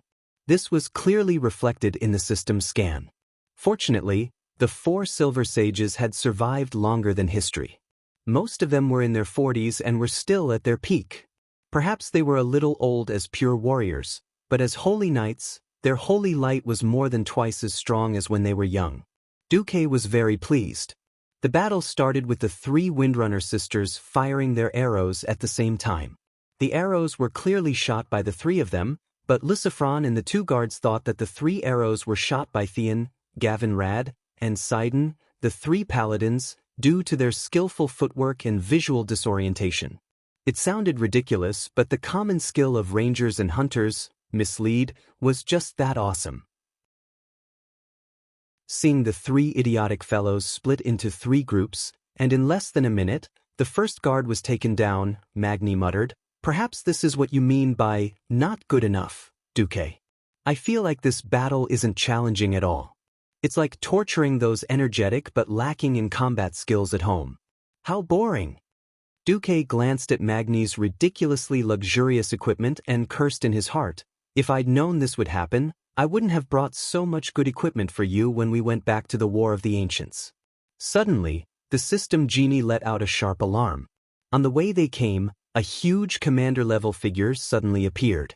On the other side, in the distance behind Lucifron, dust rose into the air. Chapter 1143. Duke's pupils constricted in an instant. Not only was he staring at the huge figure, but he also seemed to be looking into the distance through space. He suddenly sighed. It was true that the Alliance's hero team, which had accumulated a lot of top-grade equipment, had a huge advantage over the bosses in the Molten Core. Perhaps an advantage could bring them victory, but they had to admit that the advantage they had now was not overwhelming. If Duque could split open Azeroth with 1 move, destroy the distorted void with 2 moves, and destroy the entire universe with 3 moves, then the Burning Legion and the Ancient Gods would have nothing to do with this world. No matter how strong the hero team was, it would still take a lot of time and effort to deal with these bosses. The prerequisite was that the bosses in the Molten Core would line up for them to kill. Now, it seemed that this was not the case. That's right. The Molten Core's territory was bigger than Duque had imagined. According to his original plan, each boss was about 100 kilometers apart. Without prior arrangements, this distance alone would be enough for Duque's hero team to defeat all 10 bosses one by one. At this moment, not only had the second boss, Magmadar, rushed over with a large group of molten demon hounds. The third boss, Gehenna's, who was at least 200 kilometers away, had also rushed over. It would be an insult to the intelligence of Duque and the other heroes to say that there wasn't a mastermind. There was only one person who would do this, Majordomo Executus, who was in charge of the affairs of the Molten Core while Ragnaros was asleep. The heroes at the front could not maintain their focus. They kept looking back to see if Duque had any new instructions.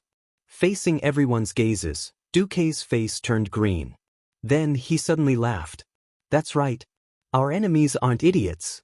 If a group of strong people can't even find out about their underlings in their own territory, then it can only mean that the famous Fire Demon King is getting weaker and weaker.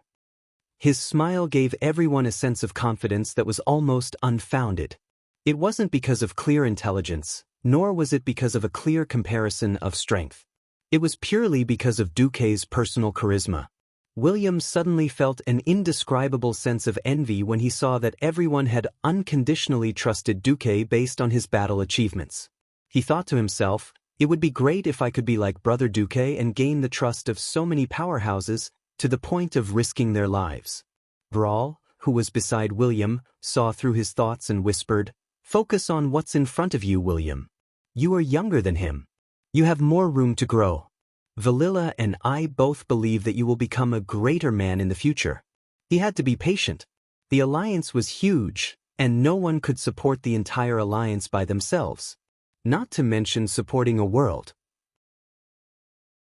The Night Elf Druid's consolation made William feel much better. In a fit of rage, the two divine weapon swords turned into two streaks of dazzling flowing light and crazily slashed at Lucifron's second guard. Duque had already given his orders. He first pointed at the huge hound behind Lucifron and said, "Magni, you carry that big dog. Be careful, the dog king should know fear, like the puppies. Benedictus and Sally, you take care of the dwarf. Alexandros and Tyrant, do your best to clear the hounds." "Understood," the heroes replied in unison. Mograine asked nervously, "What about the fellow behind?" Duque smiled and said, "I'll go play with it." To be honest, be it the Molten Hound King Magmadar or the red-skinned fire demon boss Gehennas, they weren't that terrifying when they were alone. Thinking of the Hound King's group fear and Gehenna's reign of fire, even the heroes would suffer heavy casualties if they were to meet up in such a chaotic situation. This was something Duque didn't want to see. Life and death were inevitable, and Duque couldn't force his will on others, such as dragging back Lothar who had died of old age. However, Duque didn't want to see his old friends of 20 years die in battle because of his misjudgment. As a commander, he had to make all sorts of decisions at any time. Because in times of crisis, making the wrong decision was better than doing nothing at all. When the heroes saw the reserve team break through the crowd and run towards the huge dog-like leader, they began to feel nervous. When they realized that Duque was actually going to face the boss alone, everyone was so nervous that their hearts almost jumped out of their chests. "Duque." Sasha's voice was trembling. Duque waved his hand. "I'm fine. I won't die. However, if you guys can't get here in 15 minutes, my invincible reputation will be ruined. I'll show you in 10 minutes. Sylvanus's strong and gentle face seemed to twitch. Duque noticed that as she spoke, her hand speed had increased by more than 50%. Not only that, but every arrow she shot was like a cruise missile, drawing obvious arcs in the air and accurately shooting into the gap between Lucifron's scales. Lucifron screamed in pain, and his fierce eyes turned to look at her. However, just as he raised the huge spear in his right arm and was about to rush at Queen Sylvanus, Theon smashed Lucifron's head with sanction. The holy hammer stunned the fire demon leader for a short time. "Your Majesty! Don't let it run around, okay? It's hard for us to catch up." The honest Theon almost cursed. Well, Queen Sylvanus was a little upset.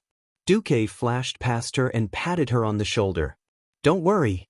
It's not that serious yet." With that, Duque used Blink and appeared 200 meters away. Queen Sylvanus continued to fire with all her might. This time, the Empress Dowager was so angry that she couldn't say a word. Because almost every arrow from Queen Sylvanus brushed past his ear and neck. Even though he was clad in a thick set of epic armor and a helmet, the problem was, it was hard to feel arrows flying at your back all the time. Queen Sylvanus's arrows perfectly matched Theon's every move. The arrows imbued with the power of thunder often burst out at the moment when Theon's hammer was about to hit Lucifron. It wasn't mislead, but it was even better. In Lucifron's eyes, this was a huge boost in Theon's combat power. He had to choose to kill this thunder magic paladin first. The Empress Dowager took the opportunity to look back at Queen Sylvanus, only to see her sullen face as if he owed her 10 million gold coins. Queen Sylvanus was clearly saying, "Are you okay with that?" Chapter 1144.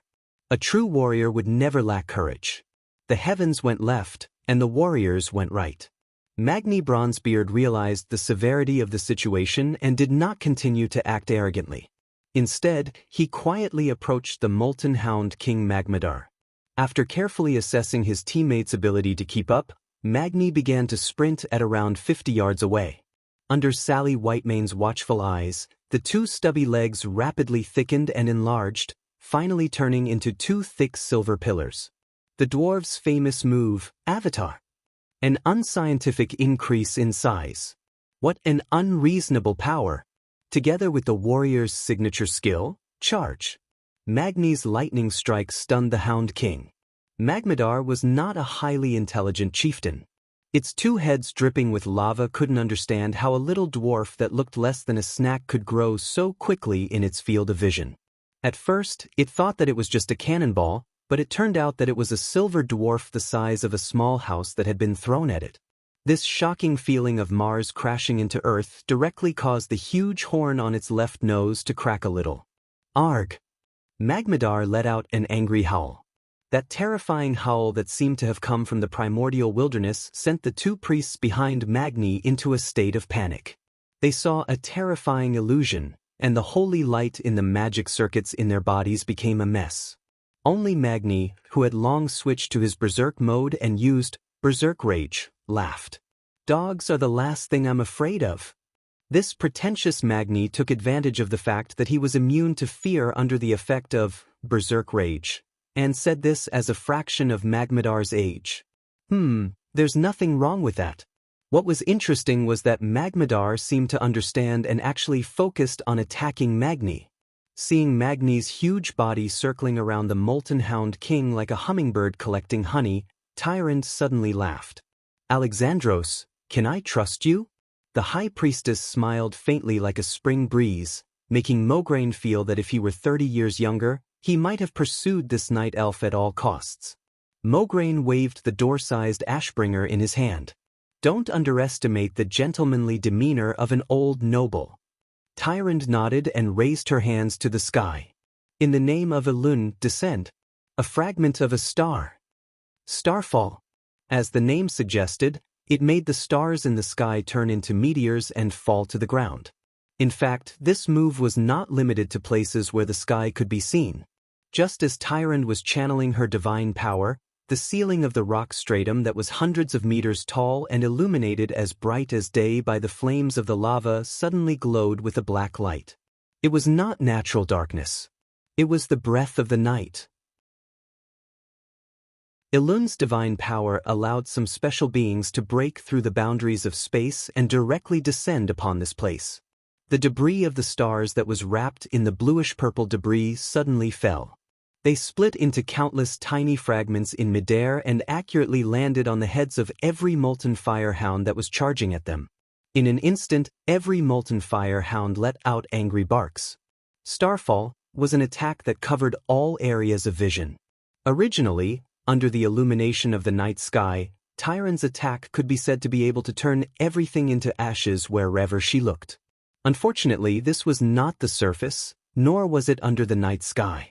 For the moon goddess Elun's power to break through the molten core's domain and descend here, she truly lived up to her name as a true god. Thus, seeing the meteor-like light falling down and injuring the molten fire hounds, Mograine did not care at all as they ran over. Thanks, comrades. Leave the rest to me. Mograine exhaled and shouted. Ha! Ashbringer immediately shone with a dazzling golden light. In a second, Mograine slashed forward, back, left, and right. The brilliant holy light immediately turned into a blade of justice that could wipe out all evil in the world. It shot out like lightning and easily swept past the huge bodies of the molten fire hounds. Every thigh that was as thick as a house beam was perfectly cut open, along with the huge abdomen of the fire hounds. In the next moment, the molten fire hounds that had gathered were already ashes. Fly. Smoke. Destroy. Amazing. Tyrant was just praising Mograine when she suddenly realized that her old comrade was already on one knee, panting. Mograine smiled bitterly. Am I really getting old? 5 years ago, when I got this divine artifact, At least I didn't have to pant when I used this move. At this time, Benedictus, who had recovered from his fear state, comforted him. No. It's the environment of the molten core that suppresses all power other than fire too much. Damn it. We have to hurry up. Although Duque is strong, he can't last too long alone. On the first boss side, everyone was also attacking Lucifron with all their might. However, Lucifron's curse kept the mages busy. This directly interfered with the mages' attack output. They suddenly understood why Duque had always emphasized the metamagic's specialty, multicasting. Ronin and Jaina, who had studied under Duque, were the best in this aspect. They could basically guarantee that they could dispel the curse of their teammates while maintaining their own attacks. Dispelling a curse in the real world was not as easy as in the game. The effect of the curse was equally terrifying. Lucifron's curse, which increased the mana, rage, and energy consumption of the heroes, was the most annoying. But the most terrifying was the curse, Doomsday's Descent. This kind of powerful shadow curse was obviously even more frightening. Not only did it only take 8 seconds for it to take effect, but the increasing fear and palpitations as time passed seriously disturbed the minds of everyone who was affected. This kind of curse was not easy to deal with. It was almost like a tree sprouting on someone's body, directly drilling into the depths of the person's soul. The more they did not deal with it in time, the longer it would take to dispel the curse. Gina Goldsword was just a little slower, and the curse on Valera's body immediately broke out. The miserable Valera fell to the ground with serious injuries on the spot, and was quickly dragged to the back by Vanessa. They all wanted to end this battle as soon as possible, but it was often more haste, less speed. Sensing the arrival of his comrades, Lucifron unexpectedly began to take a defensive position. He was stalling for time. Damn it. Queen Sylvanas was furious. Don't get excited. We have to believe in Duque. He definitely predicted our delay. Aurelia comforted her sister. At the same time, near the cave they came from, Duque let out a bitter laugh. This is really a grand welcome ceremony.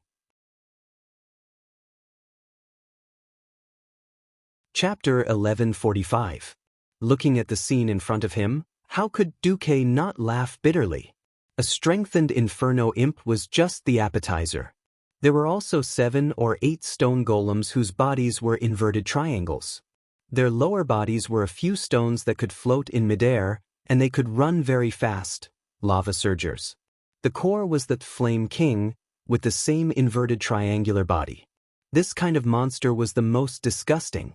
If left alone, it would give birth to children. 1 would give birth to 2, 2 would give birth to 4, 4 would give birth to an endless number of smaller fire elementals, piling up on you until you died. Behind them was the third boss of the Molten Core, the fire demon leader, Gehennas, who also had 2 underlings. Compared to the first boss, Lucifron, this guy's skin was completely different in color. The rest of his body looked exactly the same to a human's eyes. He had a relatively thin body, a long snake-like tail, an inverted triangular upper body like a male naga, and sharp black spikes that covered his arms and back in a fan shape. This was not what made Duque feel like he was in a dog's stomach. System notification, unknown vibration detected. Epicenter is 12.5 kilometers away from host. Depth is -3 meters. Speculation is that it is a group of large earth elemental creatures. According to host's memory, the possibility of the other party being the 4th boss of the Molten Core, Gar, and his 8 Oathsworn underlings is 92%. The other party will arrive in front of the host in 30 minutes, 42.87 seconds. Duque's previous prediction was probably correct. Majordomo had directly piled the first 8 bosses of the Molten Core over. This was to prevent Duque and the others from having the time to catch their breath. The fire and earth elementals that used fire and earth as their source of power were naturally not afraid of a war of attrition. The Alliance's heroes were different. They were all mortals. They would tire, get injured, and die. In other words, if they could not deal with the previous enemies before the new leader arrived, they would be dragged into a vicious cycle. They would have to face more bosses at the same time. They would have to struggle to survive in the face of more terrifying and more complicated hostile skills. Soon, the weakest or the one who made a mistake would be the first to fall, and the whole team would collapse. Damn it. Looks like I'll have to risk my life. While mocking himself, Duque covered his face with the hood of his robe and went forward. He walked at a leisurely pace, but at every step he took 2 more people appeared beside him. Mirror reality. After such a long period of training, Duque was no longer the rookie mage he was during the first battle of the Dark Portal. As long as he had seen someone with his own eyes, the illusion he created through the system would be so realistic that even the mother of the person being mirrored would not be able to tell the difference. Every hair on the face, the distribution of blood vessels in every inch of the subcutaneous tissue, and the wrinkles on the skin when the muscles on the face moved. Apart from that, there was also the power contained within the mirror image. Therefore, when Duque summoned the mirror images, the fire and earth elemental creatures didn't even doubt their authenticity. Only existences outside of the molten core would know that the people beside Duque could not possibly be Duque's own people. Because those figures were impressively Ras Frostwhisper, Reggie Winterfrost, Kel, Fizad, various Dreadlords, Abyss Lords, and the Death Knight version of Arthas. Duque actually shamelessly copied the entire Scourge army and the Burning Legion's leader into mirror images and threw them out. Although the size was a little off, the leaders of the Molten Core were all otakus who had not gone out for tens of thousands of years. Would they know that the Scourge army and the Alliance were not on the same side? Stop joking. Against those who were not fire elemental creatures, they definitely did not need to be afraid. Duque was confident. Since they were all used to be beaten up, wouldn't it be more amusing if they were the faces of their enemies? Duque waved his hand with great arrogance. Go! Brothers of the Scourge army! Under the multi-threaded control of the system elf, the liches behind Duque lined up in a row and raised their white claws that were so dry that only bones were left. Then, in this fiery hell full of fire elemental creatures, a crack that was not a crack was found, and a large amount of ice elemental creatures crazily poured in from the temporarily opened elemental channel. It was a joint war-level spell. Whether it was the total amount of magic, the independence of the liches when chanting, or the guidance of ice elemental creatures in the various elemental gaps, it looked like a masterpiece made by several great liches. Not to mention the low IQ Flame Imp and Flame King, even the boss Gehennas was fooled. Ogu Nandis! He opened his mouth and said a string of unknown language that might be fire elemental. He raised the huge spear full of sawteeth and pointed it at the Lich Mage squad behind Duque. The show was still going on. The knockoff Arthas raised, Frostmourne, which was not much better than a 50-cent special effect and wrapped in a freezing aura, and shouted in a voice no different from the original, "For the Alliance, charge!" Therefore, more Death Knights appeared out of thin air. Under the leadership of Dummy, they charged toward the group of flaming imps. For a moment, broken limbs and flames flew, and roasted pigs and howls coexisted. It seemed that blizzard and frost arrows were endless, as if the Scourge army was fighting the Flame army. It was very lively. Only Duque secretly activated the mage's invisibility and snuck over under the cover of the lively battle. Even though Duque the coward had deeply studied invisibility, the invisibility of a mage was different from that of a rogue. No matter how good the effect was, there would always be a limit. Duque's limit was 60 seconds.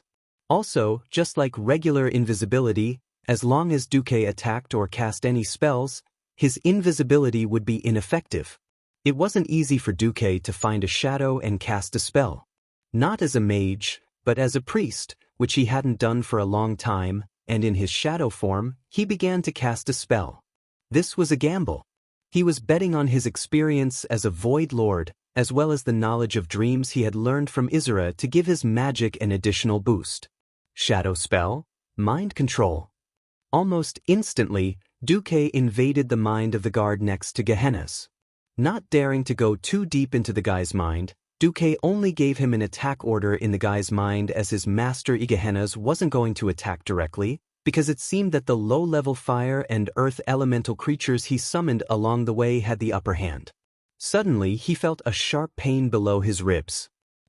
Isn't there a guard on my left?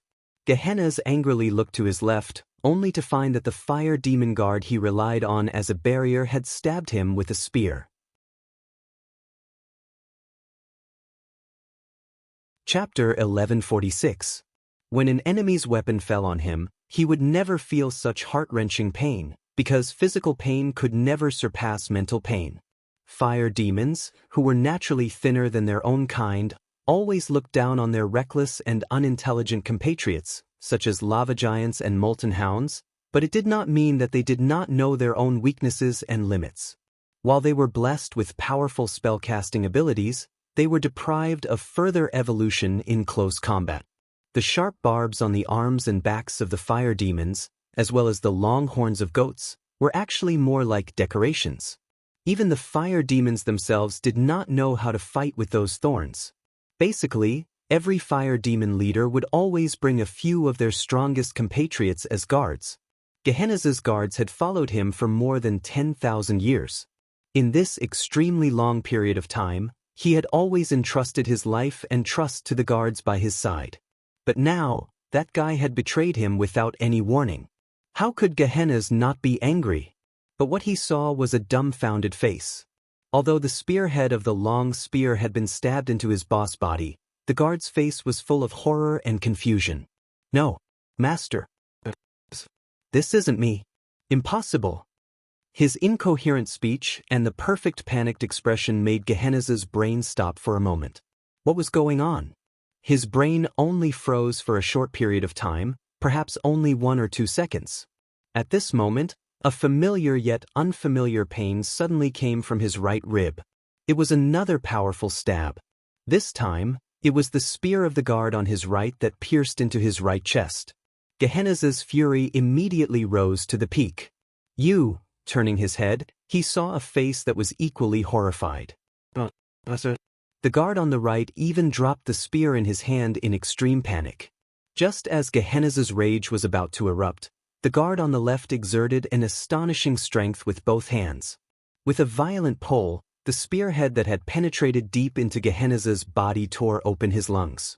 When Gehennas looked to the left again, he saw another dumbfounded face. This time, the guard on the right grabbed the spear again and stabbed it deeper into Gehennas' body. Traitor. Both of you are. Ignoring his guard's explanation, Gehennas had nowhere to vent his anger, so he had to find a place to vent it. In his rage, he no longer cared whether this was a trap or not. He only knew that the person who hurt him must receive retribution. One claw grabbed a guard's head. Even though his claw still remembered the contours of each guard's face and the 10,000 years of relying on each other were still vivid in his mind, Gehennas could not afford to gamble, or perhaps he did not dare to. He chose the safest method, and that was to kill his 2 guards. Regardless of whether they really betrayed him or were used by the enemy, they were his greatest threat and weakness. Die! The tip of each of the sharp claws that were tightly gripping the heads of the 2 guards suddenly burst into a ball of scarlet flames. The flames that could incinerate everything penetrated straight into their heads. There was confusion, bewilderment, hesitation, and fear, but in the end, the 2 guards did not resist much. They only spread their arms in vain, like zombies instinctively thirsting for fresh flesh and blood. At this moment, Duque made his move.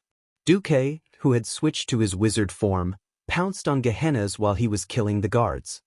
He raised his hands high above his head and crossed his fingers into a fist, and a cold and domineering aura burst forth. Gehenna's hideous and distorted scarlet face revealed a cruel and angry expression. Despicable! I'm waiting for you. He opened his mouth, and a light cannon that was not a dragon's breath but even more powerful shot at Duque. It was a shocking blow that made the already bright lava world even more dazzling. The thick and solid rock stratum was directly pierced through, and a large number of rocks exploded. When they came into contact with the aftershock of the light cannon in midair, they turned into powder and fell down. As the direction of the light cannon's attack was directed at Lucifron, every hero who was fighting could clearly see the scarlet light cannon pass through the top of the cave behind them. Duque! Kalia cried out involuntarily. No. This is a good thing. Aurelia, who knew Duque better, comforted Kalia. He forced the enemy leader to use his ultimate move so quickly. This proves that Duque has the upper hand. In Aurelia's mind, she could not help but recall the figure of the unkillable little wizard from 20 years ago. Suddenly, a sense of peace and sweetness filled her heart. Kalia, who still lacked combat experience, looked at the battered and exhausted Lucifron and asked, "Then are we safe?" "The battle is not over yet, Sister Kalia." Lucia smiled bitterly. "Remember to conserve the power of the holy light," Aurelia added. Kalia said, "Sorry," in a low voice, and then refocused her attention on the battle. Did Gehenna's flame cannon kill Duque? How is that possible? Putting aside the fact that Duque was a man with an infinite number of lives, if Duque, who had been around for 21 years and had countless combat experience, was still hit, then he could find a bucket of tofu to drown himself in. The one that was hit must have been the mirror clone that he had poured some of his magic power into. The real Duque had already flashed behind Gehenna's neck, holding a staff in his left hand and a sword in his right. "Ha! Eat my tofu." In the beginning, it was very shameful for Duque to hold this slender divine sword. It felt like a public execution of some kind of shameful play. Humans. They were indeed terrifying creatures, because things like moral integrity were something that one got used to. Now, Duque could already wield Gandalf, the legendary sword of the white-robed sword saint, without any psychological burden. The slender divine sword plunged into Gehenna's neck in one breath, and a holy radiance that was more dazzling than lava instantly pierced through this fire demon leader's neck. The golden radiance cut through Gehenna's neck effortlessly, as smooth as the name of the sword, a sword that cut through tofu. Gehenna's wanted to dodge, but the residual power of the ultimate skill had yet to dissipate, and he could not move at all. Otherwise, the magic circuit in his body would collapse on the spot, and the consequence would be death. At this moment, even Gehenna's himself was in despair.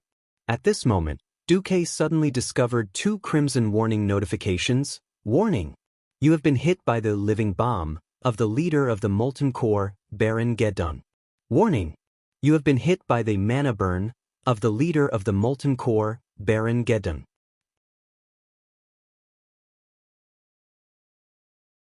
Chapter 1147. Duque's pupils shrank to the size of pinholes. It was extreme anger and shock. Even though the system had already marked a huge fire elemental boss 100 meters behind Duque on the 3D map in his mind with an eye-catching red border, Duque still clenched his teeth in anger. He was too careless. He always thought that Ol-4 would arrive first, and then Ol-5, who was further away. However, Duque subconsciously ignored the fact that he was in the Molten Core, where lava flowed everywhere, and treated it as an ordinary place. Ol-5, Baron Geddon, was a true fire elemental boss. The lava river, which mortals would not even consider, was like flat ground to him. Moreover, because it emitted a high temperature like the lava river, the system elf's scan only discovered it when it was very close. But it was too late. At the most crucial moment, it had appeared in the most marvelous way. Duque had 2 choices. 1, Duque could protect himself. As long as he opened the ice barrier, the powerful ice elemental in his body could forcibly dispel Baron Geddon's 2 terrifying skills. But then he and his team would have to face the enormous pressure of 2 bosses at the same time. The other was that Duque would continue his assassination, which would likely seriously injure Duque. After all, Mana Burn and Living Bomb were both killer skills that countered mages. Duque could not hesitate, because the opportunity was fleeting. After thinking for 0.01 seconds, Duque made a decision. The slender golden sword in his hand did not stop, and the next moment, Gehenna's huge head rose into the sky. Simultaneously, the Living Bomb that had already possessed Duque was detonated by the angry Baron Geddon. Bang! This was a huge explosion. Roar! This was Baron Geddon's extremely angry roar. His roar shook the cave ceiling, which had already become unstable due to the light cannon, and caused more gravel to fall. Duque. This time, the Alliance heroes who were still fighting Lucifron, especially Duque's lovers, were all shocked. Everyone couldn't help but look at Duque with concern. It wasn't just because Duque was one of the strongest existences in the Alliance, but because Duque was the true core. Duque reported to everyone that he was safe. Without thinking, he urgently sent a mirror image to the main force of the team and raised his hand to the sky to throw a magic flare. It was a giant thumb made of arcane technique energy. However, the reactions of the heroes were very strange. Mograine's facial muscles were twitching. Kalia didn't know whether she should be angry or amused. The other guys wanted to laugh but didn't dare to. Jaina could not help but facepalm. That powerful idiot, that's right. In a moment of desperation, Duque randomly chose a mirror image character to go back and report that he was safe. Unfortunately, that guy happened to be the fake Arthas. Although everyone could see that this guy with half of his head blown up and his whole body burnt black was a dummy made of arcane technique energy. However, bringing back a fake enemy to report that he was safe, this was very Duque. In fact, Duque's situation was a bit bad. Baron Geddon's two ultimate skills were used at the same time, directly injecting a very large turbulent flow of fire elements into his magic circuit. In terms of quality, it couldn't compare to Duque, but in terms of quantity, this energy was far above Duque's total magic power. Should it be said that this was indeed a commander-level monster in the fire elemental domain? Even though Duque had channeled all the chaotic magic power into a magic circuit branch the moment he was hit, because the magic power wasn't released fast enough, Duque still exploded. To be more precise, the ice shield that had been poured in a large amount of Baron Geddon's magic power exploded. F***CK. As Duque cursed, the huge recoil blew Duque up into the sky. This wasn't an exaggeration. Duque was really blown up. The turbid wind whistled past his ears, and the scenery in front of him shrank rapidly. Duque wanted to control himself, but the effect of mana burn was still going on. At this moment, it was difficult for him to release more effective magic. Using all his strength, Duque only opened Ice Shield the moment Baron Geddon's fire elements were expelled from his body. The ice shield was opened, but the ice wrapped around Duque flew straight into the sky and hit the top of the cave. The so-called ice shield immunity to damage was based on the premise that you weren't sent flying. Turning into a big ice block could indeed withstand direct slashes and collisions, but the subsequent impact still required the internal organs of the human body to bear. Duque was knocked unconscious. After removing the ice shield, Duque, who was falling rapidly, roared angrily, "Baron Geddon, you are digging your own grave." Baron Geddon didn't show any weakness. No mortal can offend the great Ragnaros. After that, a string of fireballs was thrown straight at Duque, who was still in the air. Who the hell is Ragnaros? Duque endured the turbulence in his body, and several strong gusts of wind rolled around his body. This was the power he obtained when he stole the storm altar that Gul'dan destroyed. He didn't use the power of nature very well, and it was even more difficult to use nature spells in this place where the fire elements were too strong. However, it was more than enough to adjust the direction of his fall. The seemingly seamless chain of fireballs was dodged left and right by Duque, escaping a path of survival and successfully landing on the ground again. Okay, on to. Duque gritted his teeth. The system suddenly prompted again. Garland and his followers are 3 kilometers away from the host. According to the newly adjusted speed, Garland will arrive at the battlefield in 10 minutes. What? Duque's heart felt as if it had been hit by a hammer, and it was stuffy. So fast.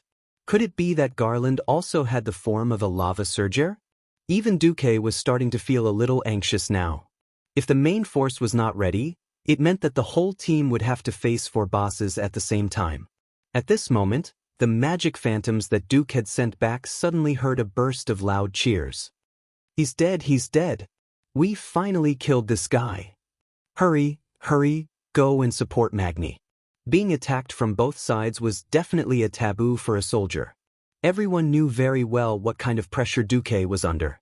Because they cherished every minute and every second that they fought.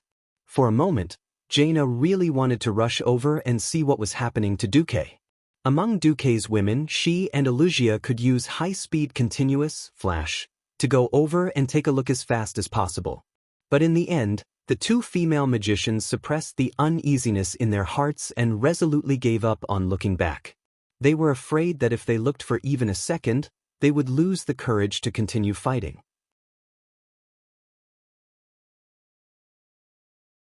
Chapter 1148. Through the feedback from the mirror image, Duque let out a long sigh of relief when he found out that the main force did not come to support him. Instead, they went straight to the Molten Hound King. Initially, Duque had been thinking of nurturing William if he had the chance. However, it had turned into an extremely urgent battle of life and death. Duque was a little sad, but he wasn't surprised. After spending so much time in Azeroth, Duque had learned a lesson. No matter how weak a boss was, it wouldn't stick its neck out for you to chop. That was why Duque had long since lured the Horde into fighting Nefarian. Even if the Horde couldn't win, he couldn't let Nefarian be in a guerrilla position so that he could attack the Alliance's rear at any time. Now, it seemed that he had made the right move. If the Alliance wanted to grasp the pulse of fate, they would need to kill at least half of the 10 leaders of the Molten Core. Now that Boss 1 and Boss 3 had been defeated, as long as Duque could drag it out long enough, Boss 2's dog King Magmadar wouldn't be a problem. The problem was the bosses that were rushing over. Duque assessed the situation. Under the simultaneous manipulation of the system Elf, his phantom doppelganger and mirror doppelganger had already cleared half of the monsters. The focus was still on Baron Geddon and the bosses that were likely to come. Major Domo Executus, the manager of Ul-9, was a strategist, but his combat power was not high. Without its underlings, it was just a coward. Old 8 was the boss of the lava giants, Gyurmanj the Incinerator. His huge body and hopelessly slow movement speed made it impossible for him to come all the way to the exhibition. Although Old 7's Saffron Forerunner was a fire demon, according to the scale of the map, it was at least 500 kilometers away from here. It should not be able to make it in time. The appearance of Garland, the leader of the Earth Elementals in Ul-4, was inevitable. Baron Geddon was already in front of him. The only variable was the 6th boss, Fire Demon Boss Shazra. This fellow was a disgusting person who could teleport and cause explosions everywhere he went, scaring people. If it appeared alone, it would not be a problem at all. If it came out to cause trouble while the team was attacking Garland and Baron Geddon, it would not be surprising for the team to be wiped out. Fortunately, it couldn't rely on itself to teleport, so it probably had to run all the way here. Even so, Duke still didn't want to see more than one boss at the same time. Because in his mind, Duque did not even want to imagine the scene of his lover lying in a pool of blood. He could resurrect, but they couldn't. Duque suddenly gave a wry smile. So, the key to not being caught in a pincer attack is to see if you can kill quickly? In the end, the burden is still on my shoulders. Maybe, this is what men are like. Duque's figure appeared in front of Baron Geddon again. A man. A leader. The two enemies, who were hundreds of times different in size, stared at each other from afar. In the name of the Fire Demon King. Human. That was the Flame Lord's earth-shattering roar. In the name of the Great Alliance, perish. Bastard. This was the determination of the Alliance commander. Living Bomb and Mana Combustion descended again. But this time, Baron Geddon didn't hit anything. The target it locked on, in the first tenth of a second before it attacked, was still breathing, had magic flowing, and had a complex magic circuit. However, after it threw out the ultimate skill, it hit an empty human figure that instantly dissipated, as if its fatal magic had only hit a mass of air. Everything was fake. After hitting 12 extremely realistic mirror images in a row, even though Baron Geddon was a fire elemental with a high degree of intelligence, it had to start to doubt its own judgment. Where was the abominable human who killed its companion? Couldn't find him? It didn't matter. The fire elemental had its own unique way of finding people. Baron Geddon suddenly roared, "Repent in the fiery hell." Human. Suddenly, an extremely standard huge ring of fire, with its conical foot as the center, spread in all directions at a high speed. The huge wave of fire easily engulfed everything in its surroundings and burned them to ashes. The super high temperature wave of fire even blew up a few lava surges that were running back and forth and constantly attacking the illusion of Duque. The surging waves of flames engulfed every crevice in the sunken cave. At this moment, a figure was forced out of stealth mode. It was Duke. He was bathed in fire, and even the hair on his body was on fire. But he still made a throwing gesture without a care. He exhaled and used the last of his strength to throw an icicle more than a meter long at Baron Geddon. Rather than saying it was an icicle, it looked more like a javelin. This ice javelin, which seemed to come from the depths of hell, pierced through the curtain of fire without any hindrance, cut through the sky, and stuck straight into Baron Geddon's chest.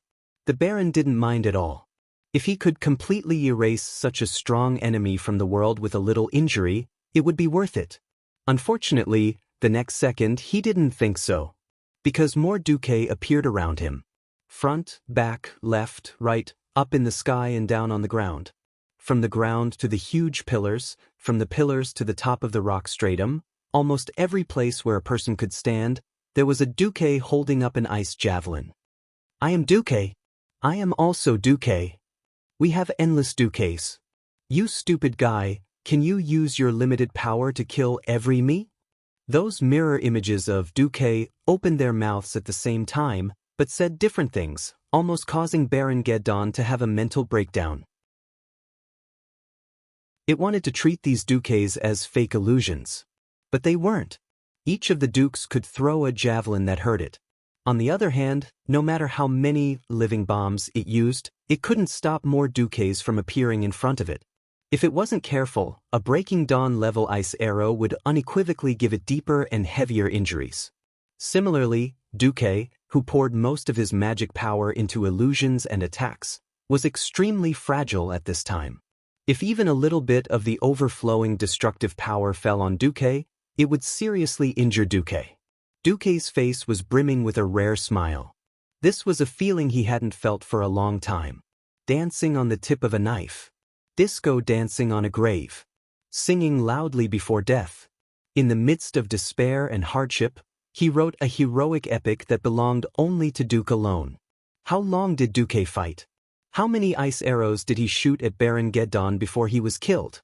Duque didn't even count himself. When his magic circuit became empty, Duque finally waited for the next boss. Duque smiled coolly. "Oh, you're a step too late." You're tuning in to the Wang Lin's Journey YouTube channel. Don't forget to subscribe and join us on this journey to catch the most captivating stories.